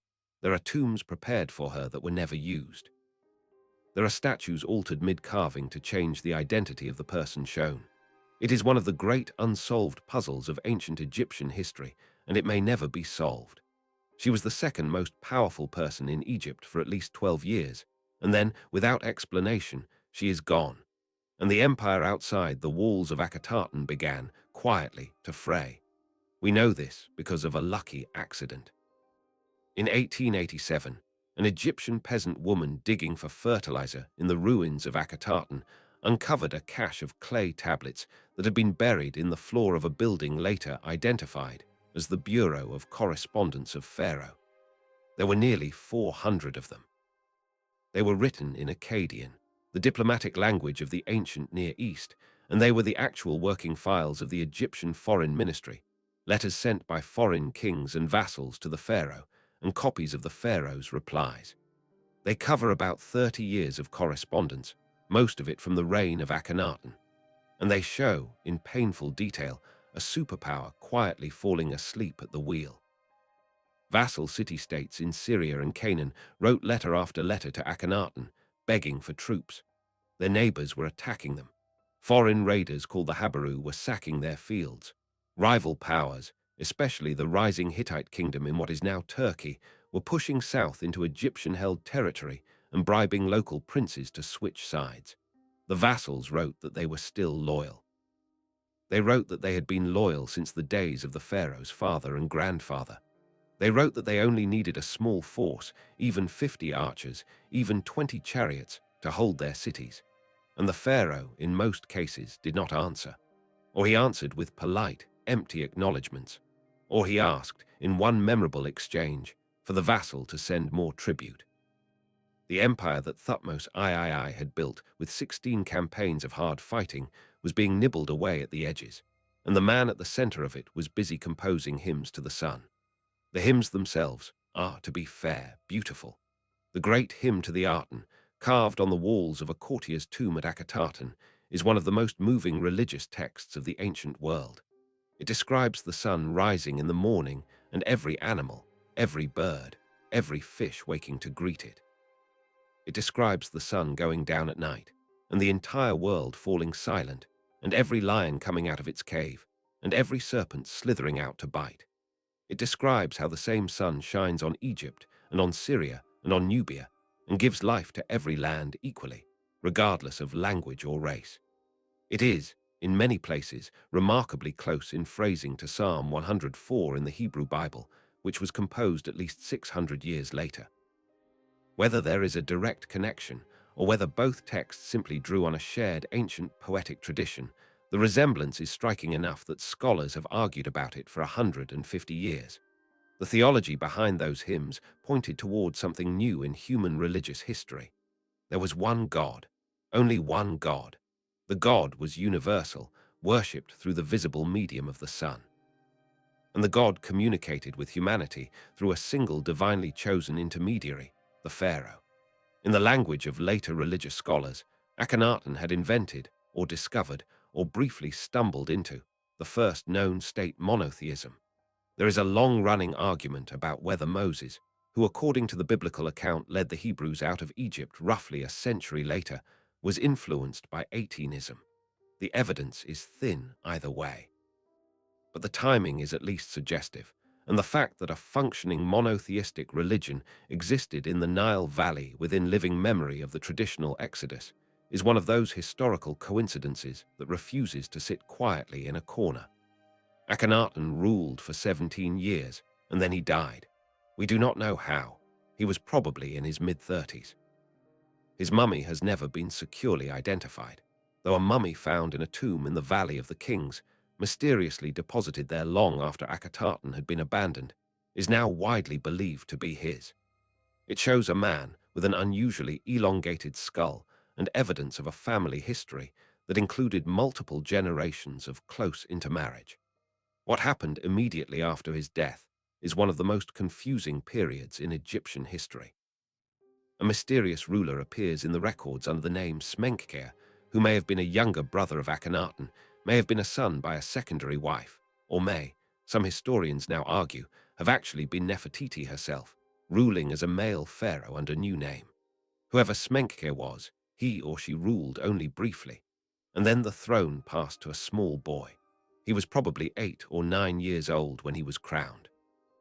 He was almost certainly Akhenaten's son by a minor wife, and his aunt Ankhesenparten, one of Nefertiti's daughters, was quickly married to him to secure the succession. His birth name was Tutankhaten, which meant living image of the Aten. Within a couple of years of taking the throne, under the guidance of the very experienced adult courtiers who now surrounded him, his name was changed. He would from now on be called Tutankhamun, living image of Amun. The old god of Thebes, the god whose priesthood Akhenaten had crushed, was back. Everything was quietly reversed. The court packed up and left Akhetaten. The city was abandoned so completely that within a generation it was drifting under desert sand, its temples stripped of their good stone, its palaces left to the wind. Thebes returned as the religious capital. The old gods were restored to their temples, and their priests were rehired, and the enormous economic engine of the temple estates began slowly to hum again. Tutankhamun himself, in an inscription that still survives, described the state Akhenaten had left the country in: temples fallen, gods offended, expeditions unable to reach their destinations, the whole land in mourning. Then he described how he had put it right. He did not put it right for long. He died around the age of 19, after only about 10 years on the throne. Modern examination of his mummy has revealed a young man with a club foot, a partly cleft palate, evidence of multiple bouts of malaria, and a badly broken leg with an infected wound that had not healed at the time of his death. He was in poor health throughout his short life, which is what you might expect from a child born to a father and mother who were, on the evidence of DNA testing, brother and sister. Some centuries of royal incest had finally caught up with the family. He had no surviving children. His young queen, in a moment of pure desperation that historians still find astonishing, wrote a letter to the king of the Hittites, Egypt's greatest rival, begging him to send one of his sons to marry her and become pharaoh. A Hittite prince was actually sent. He was murdered on the road, almost certainly by Egyptian officials who had no intention of letting the throne pass to a foreigner. And Tutankhamun's tomb, the small, hastily prepared, spectacularly rich tomb that Howard Carter would find intact in 1922, was sealed on a boy king who had died before he could really begin. The throne passed to a courtier named Ai, who ruled briefly. Then to a general named Hormheb, a hard, professional soldier with no royal blood at all, who spent his reign quietly finishing the erasure. Akhenaten's monuments were pulled down. His name was chiseled off every surface. His statues were smashed and used as fill in later construction. When later Egyptians drew up king lists, they skipped him entirely and skipped Tutankhamun with him. The heretic pharaoh and the boy king he had fathered simply vanished from official memory for the next 3,000 years, until archaeologists began, in the 19th century, to dig them back up. Hormheb had no children of his own. When he died, he passed the throne to his vizier, an Agging military officer named Paramesu. Paramesu took the throne named Rameses, and with that, a new dynasty began, whose greatest king would carve his name into so much stone across so much country that no future generation would ever be able to make him disappear. Rameses was already an old man when he took the throne around 1292 BC, and he ruled for less than 2 years before he died. But he had a son. The son's name was Seti, and Seti was one of the most capable pharaohs Egypt ever produced. He led armies back into Canaan and Syria and recovered much of what had been lost during the Amarna distraction. He built the exquisite temple at Abydos, whose reliefs are so finely carved that visitors still touch the walls to feel the sharpness of the cut. He built himself a tomb in the Valley of the Kings that is still, 3,000 years later, the largest and most beautifully decorated tomb ever cut into that valley. Every wall of every corridor covered in blue and gold paintings of the king's journey through the underworld, so vivid that when Giovanni Belzoni first opened it in 1817, he wept. And Seti had a son too. The son had been raised from childhood to rule. He had ridden into battle with his father as a small boy.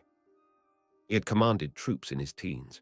He had married early and married often, and by the time he took the throne in his early 20s around 1279 BC, he was already the father of several children. He was athletic, strong-jawed, red-haired, and monumentally certain of himself. His name was Rameses. History would call him Rameses the Great.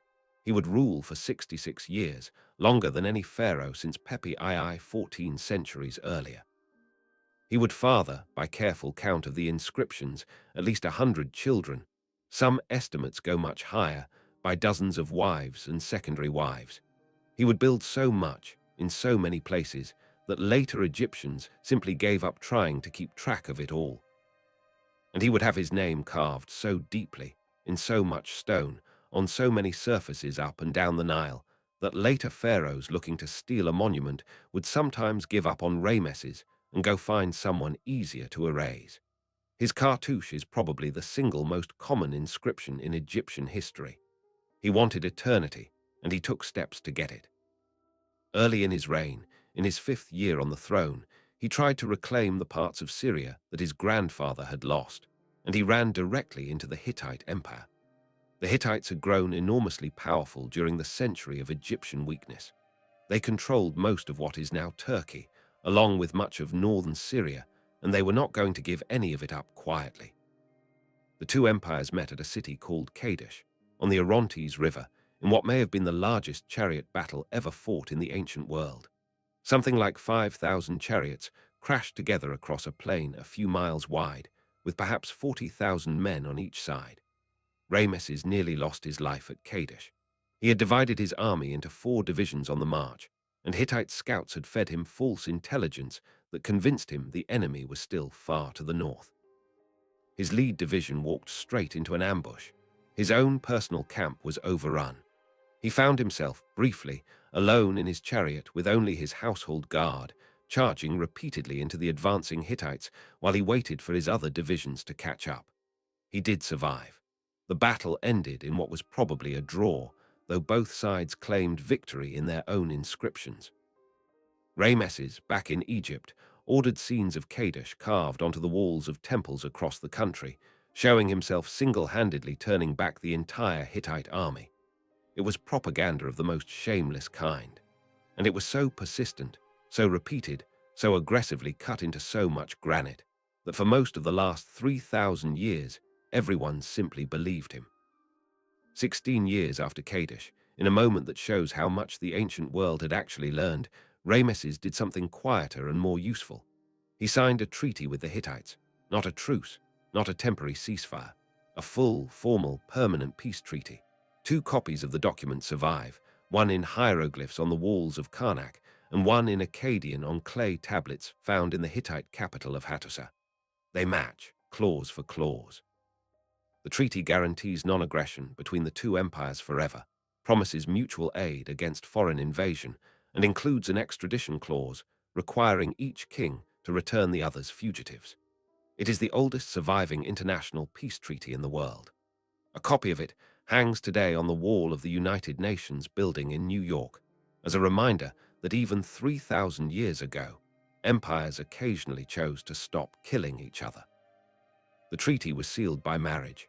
Rameses took a Hittite princess as one of his queens.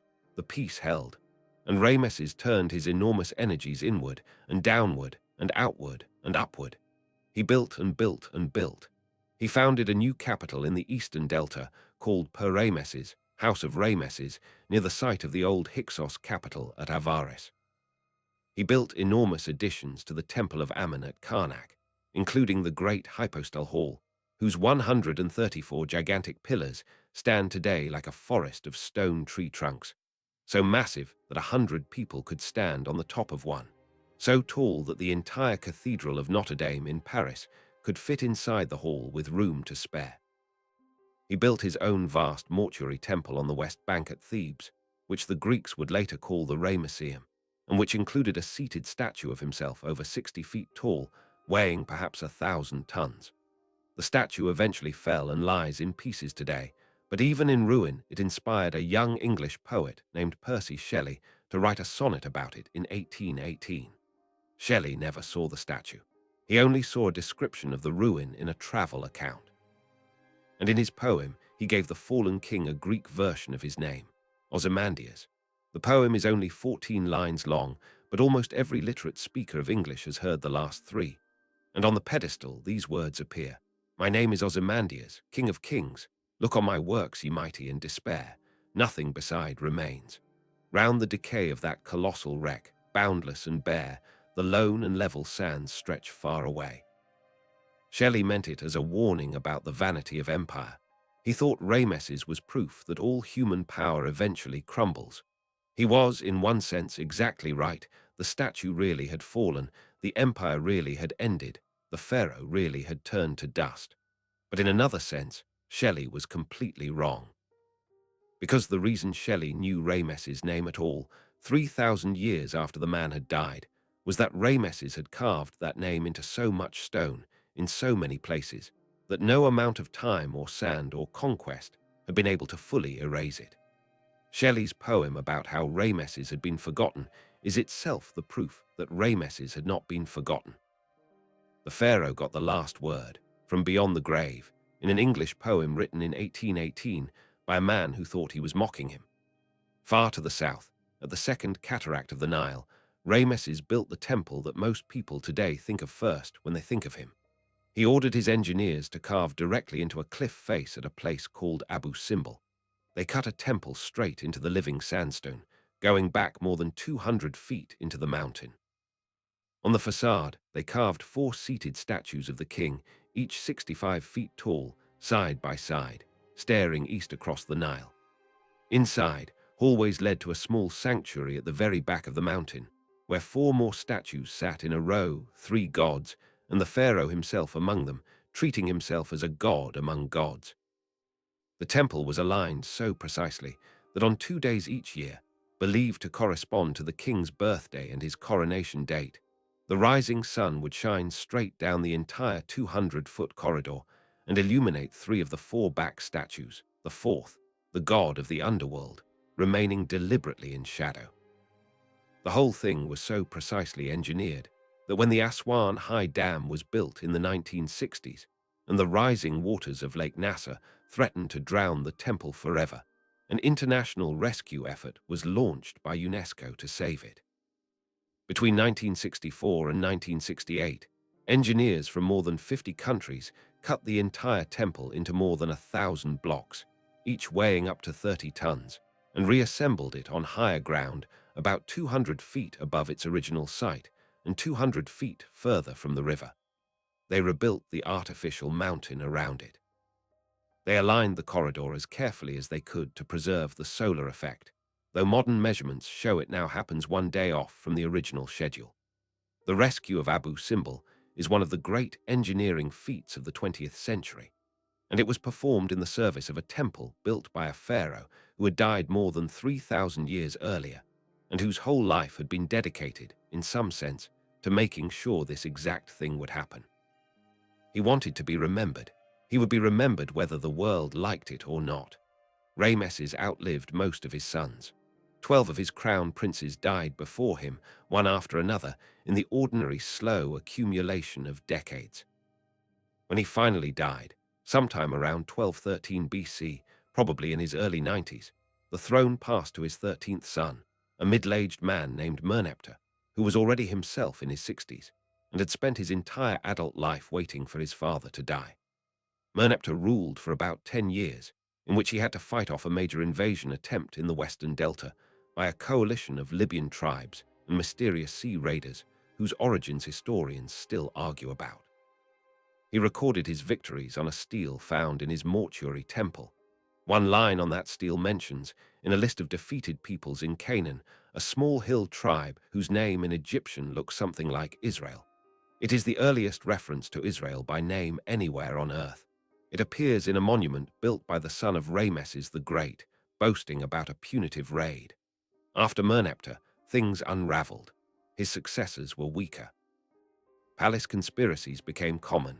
One pharaoh, Rameses III of the 20th dynasty, was killed by a plot involving his own harem, and the trial documents survive, listing the co-conspirators and their punishments. Foreign raiders, whom the Egyptians called the Sea Peoples, a loose coalition of migrating populations from the collapsing civilizations of the eastern Mediterranean, hit the coasts again and again, and eventually settled some of them along the Levantine coast. One of their groups gave their name to the region we still call Palestine. The Nile floods weakened again. Grain became expensive. Workers at the royal tomb-cutting village of Deir el-Medina, unpaid for months, went on strike, the first recorded labor strike in human history. Their foreman kept careful records of the exact rations they were owed, and the exact number of days they refused to work, and how the vizier finally arrived from the capital to negotiate. The strike documents survive. You can read them today. By around 1069 BC, the New Kingdom was over. Egypt broke into pieces again. A northern kingdom ruled from Tanis in the delta, and a southern theocracy ruled by the high priests of Ammon at Thebes, who were now, effectively, kings in everything but name. The country would spend the next 1,000 years being ruled, off and on, by outsiders, Libyan chiefs. Nubian pharaohs from the kingdom of Kush, who conquered Egypt from the south and ruled it for a century while restoring old temples and reviving classical art. Assyrian invaders who sacked Thebes in 663 BC and hauled its treasures back to Nineveh. Persians under Cambyses, who added Egypt to their empire in 525 BC and ruled it as a province. Persians again a century later, after a brief native revival. Every time the country absorbed the conquest, translated it into Egyptian terms, put the foreign king's name in a cartouche and kept going. The temples kept their rituals, the scribes kept their writing, the farmers kept their fields, and the Nile, indifferent to all of it, kept flooding. Then, in 332 BC, a young Macedonian general arrived at the border with an army the Persians could not stop. The Persian satrap surrendered without a fight. The Macedonian marched to Memphis. He was crowned pharaoh in the traditional ceremony. He founded a new city on the coast and named it after himself.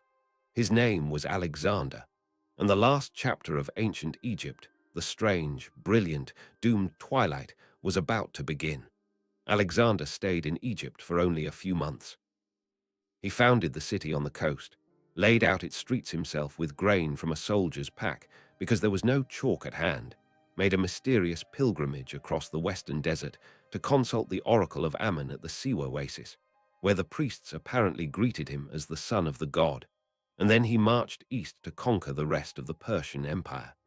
He never came back to Egypt alive. He died in Babylon 9 years later, in June of 323 BC, 32 years old, of a fever whose exact cause historians are still arguing about. His generals divided his empire among themselves at his corpse's bedside, and the general who got Egypt was named Ptolemy. Ptolemy was clever. He understood at once that his greatest strategic asset would be Alexander's body. When the funeral procession set out from Babylon toward Macedonia, Ptolemy intercepted it, hijacked the corpse, and brought it to Egypt. He installed Alexander in a magnificent tomb in the new city on the coast, and Alexander stayed there, on display in a crystal sarcophagus, for the next 600 years. Julius Caesar visited that tomb. So did Augustus. So did Caligula, who reportedly stole the breastplate off the mummy. The tomb was eventually lost sometime in late antiquity. No one knows exactly where or when, and archaeologists are still, 2,300 years later, occasionally digging under modern Alexandria, hoping to find it. Ptolemy declared himself pharaoh in 305 BC and founded a dynasty that would rule Egypt for nearly 300 years.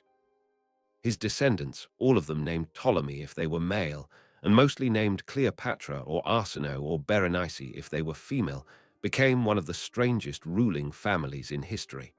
They were Greeks, or more precisely Macedonians, and they lived like Greeks. They spoke Greek at court. They read Homer.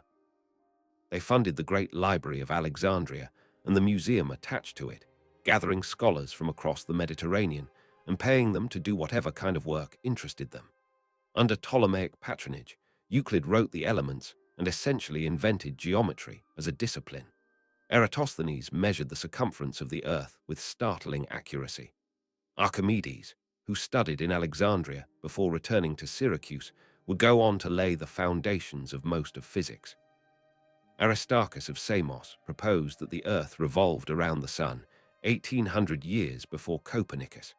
But the Ptolemies also understood that they were sitting on top of a civilization that was already 2,500 years old when they arrived, and that had eaten every previous conqueror without noticing much. So they played both roles. In Alexandria, they were Hellenistic Greek monarchs. Out in the Egyptian countryside, on the temple walls of Edfu and Dendera, and Com Ombo and Philae, they had themselves carved as traditional pharaohs, wearing the double crown, offering to Horus and Hathor and Isis in perfect classical Egyptian style. They funded new temple construction on a scale that hadn't been seen since the New Kingdom. Some of the best preserved and most beautiful Egyptian temples standing today were built by the Ptolemies. If you walk into the temple of Horus at Edfu, you can see reliefs of a Ptolemaic pharaoh smiting his enemies exactly the way Nama smote his enemies 3,000 years earlier. Nothing had changed except the face and the name inside the cartouche. And yet, for all their cleverness, the Ptolemies were terrible at running a family. They practiced sibling marriage, following what they thought was the ancient Egyptian royal tradition, and generation after generation of brothers marrying sisters produced increasingly unstable rulers. They murdered each other constantly. Ptolemy IV had his mother, uncle, and brother assassinated. Ptolemy VIII married his sister, then also married his sister's daughter, then had his own son cut into pieces and mailed to his sister for her birthday. Ptolemy XI beat his co-ruling wife to death and was lynched by the citizens of Alexandria a few weeks later. By the middle of the 1st century BC, the dynasty had gone through so many rounds of murder, poisoning, exile, and civil war that Rome was watching hungrily from across the Mediterranean, waiting for an excuse to walk in. And into this 15-generation soap opera, in the year 69 BC, a girl was born. She was named Cleopatra, after several ancestors, so she carried the number VII. Her father was Ptolemy XII, whom the Alexandrians called the Piper because he liked to play the flute at court parties. Her mother's identity is uncertain, probably a member of the royal family, possibly one of her father's sisters. She was raised in the palace complex on the Alexandrian waterfront, in a Greek-speaking court, tutored in philosophy and rhetoric and literature. And she did something none of the previous 14 Ptolemies had bothered to do in 300 years. She learned Egyptian. She was, by every ancient source, brilliant with languages. Plutarch, writing more than a century later, said she spoke at least 9, and that translators were rarely needed when foreign ambassadors visited her court.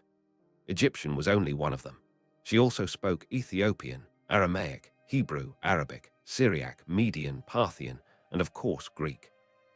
She was probably the first ruler of the Ptolemaic dynasty who could speak directly to an Egyptian priest without a translator, and she used it. She traveled up the Nile. She participated personally in Egyptian religious ceremonies. She had herself portrayed as the goddess Isis on official occasions. She was, in a way none of her ancestors had been, actually Queen of Egypt rather than merely Queen in Egypt. She was also, by every account, not conventionally beautiful. Coins bearing her portrait show a woman with a sharp nose, a strong chin, and an intense, unsmiling face. Plutarch was blunt about it. He wrote that her beauty was not remarkable, but that her presence was overwhelming, and that her voice was like an instrument of many strings, changing effortlessly between languages and moods. What she had, in the terminology of a much later age, was charisma. And she used it, at the age of 21, on a 52-year-old Roman general who arrived in Alexandria in October of 48 BC, chasing his political rival across the Mediterranean. The general was Julius Caesar.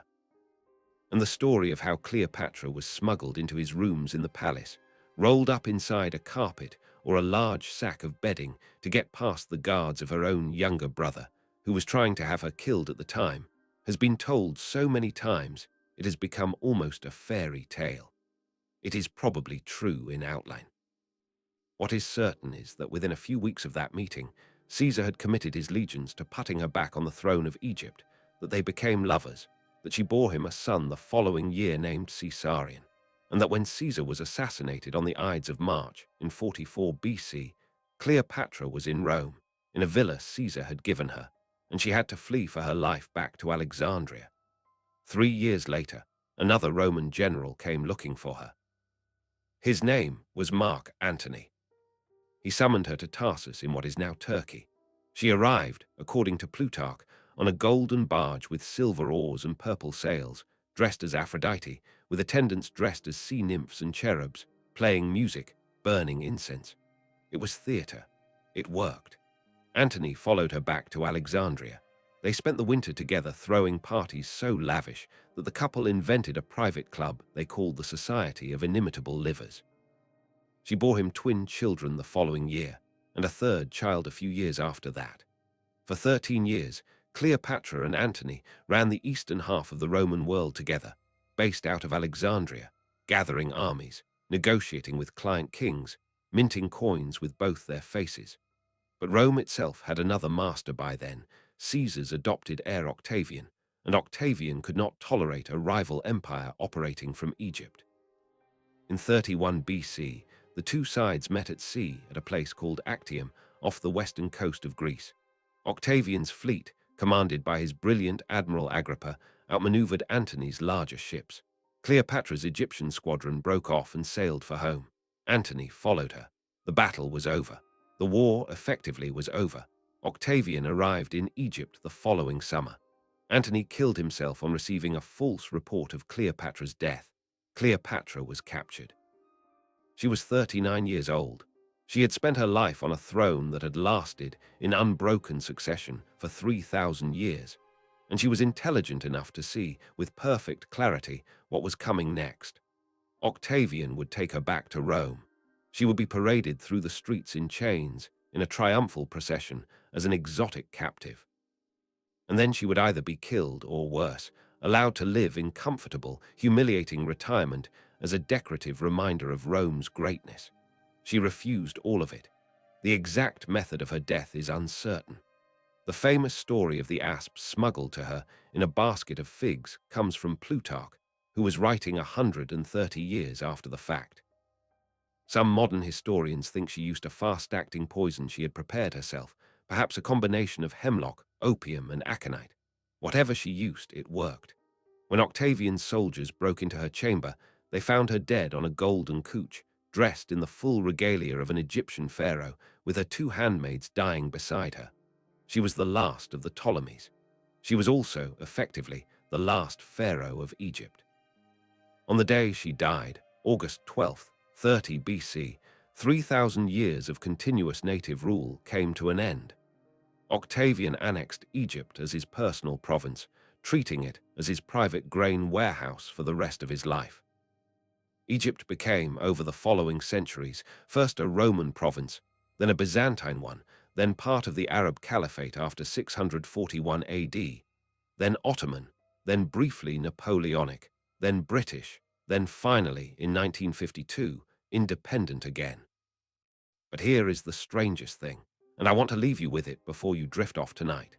Cleopatra was born in 69 BC. The Great Pyramid of Giza was finished sometime around 2560 BC. That means Cleopatra lived closer in time to the first moon landing, to Neil Armstrong stepping onto the lunar surface in 1969, than she lived to the completion of the Great Pyramid. When she stood on the Giza plateau and looked up at Khufu's monument, she was looking at something that was already, to her, almost impossibly ancient, almost 2,500 years older than she was. The pyramids were as far back in her past as she is now in ours. Ancient Egypt was already ancient to the ancients themselves. The civilization we think of as one thing, pharaohs, pyramids, mummies, hieroglyphs, was actually so long that its own beginning was mythology to its own end. And the pharaohs, in a way none of them could have known, got what they wanted. They built for eternity, and eternity has, so far, kept its side of the bargain. The Romans who conquered them are dust. The Byzantines who followed the Romans are dust.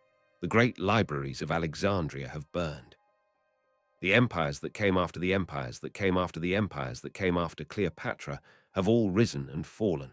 But Khufu's pyramid is still standing on the plateau at Giza. Ramesses' face still stares east across the Nile at Abu Simbel. Tutankhamun's golden mask is still in a museum in Cairo, and small children still stop in front of it and go quiet. Nefertiti's painted bust is still in Berlin. Hatshepsut's temple is still nestled against its cliff. The names carved by scribes 4,000 years ago on the walls of tombs, the names of gardeners and bakers and stonecutters and their wives and their children, are still readable, still speakable, still there. There is a phrase carved on many of those tomb walls. It goes something like this: to speak the name of the dead is to make them live again. The Egyptians believed that as long as someone, somewhere, said their name aloud, they were not fully gone. They would go on existing quietly in the mouths of the living. So tonight, before you sleep, you might have said, without meaning to, the names of Nama, Imhotep, Djoser, Sneferu, Khufu, Hatshepsut, Thutmose, Akhenaten, Nefertiti, Tutankhamun, Ramesses, and Cleopatra. 12 people who lived and died between 5,000 and 2,000 years ago in a narrow green valley beside a slow river in Africa. They wanted to be remembered. And here in the quiet dark of your room, in a language they never heard, on a device they could not have imagined, in a century they could not have conceived of, you have remembered them. The river is still flowing. It has never stopped. And the stories it carries, gathered over 5,000 years of harvests and floods and coronations and funerals, are still moving, slow and steady, toward whoever is willing to listen. Take a slow breath now. Let your shoulders relax into the pillow. The lights are low. The room is still. And you have traveled a long way tonight, from a river delta at the beginning of history to a queen who chose a golden couch over a Roman parade. Sleep well, and let the gentle current of the past carry you quietly into peaceful dreams. Peace.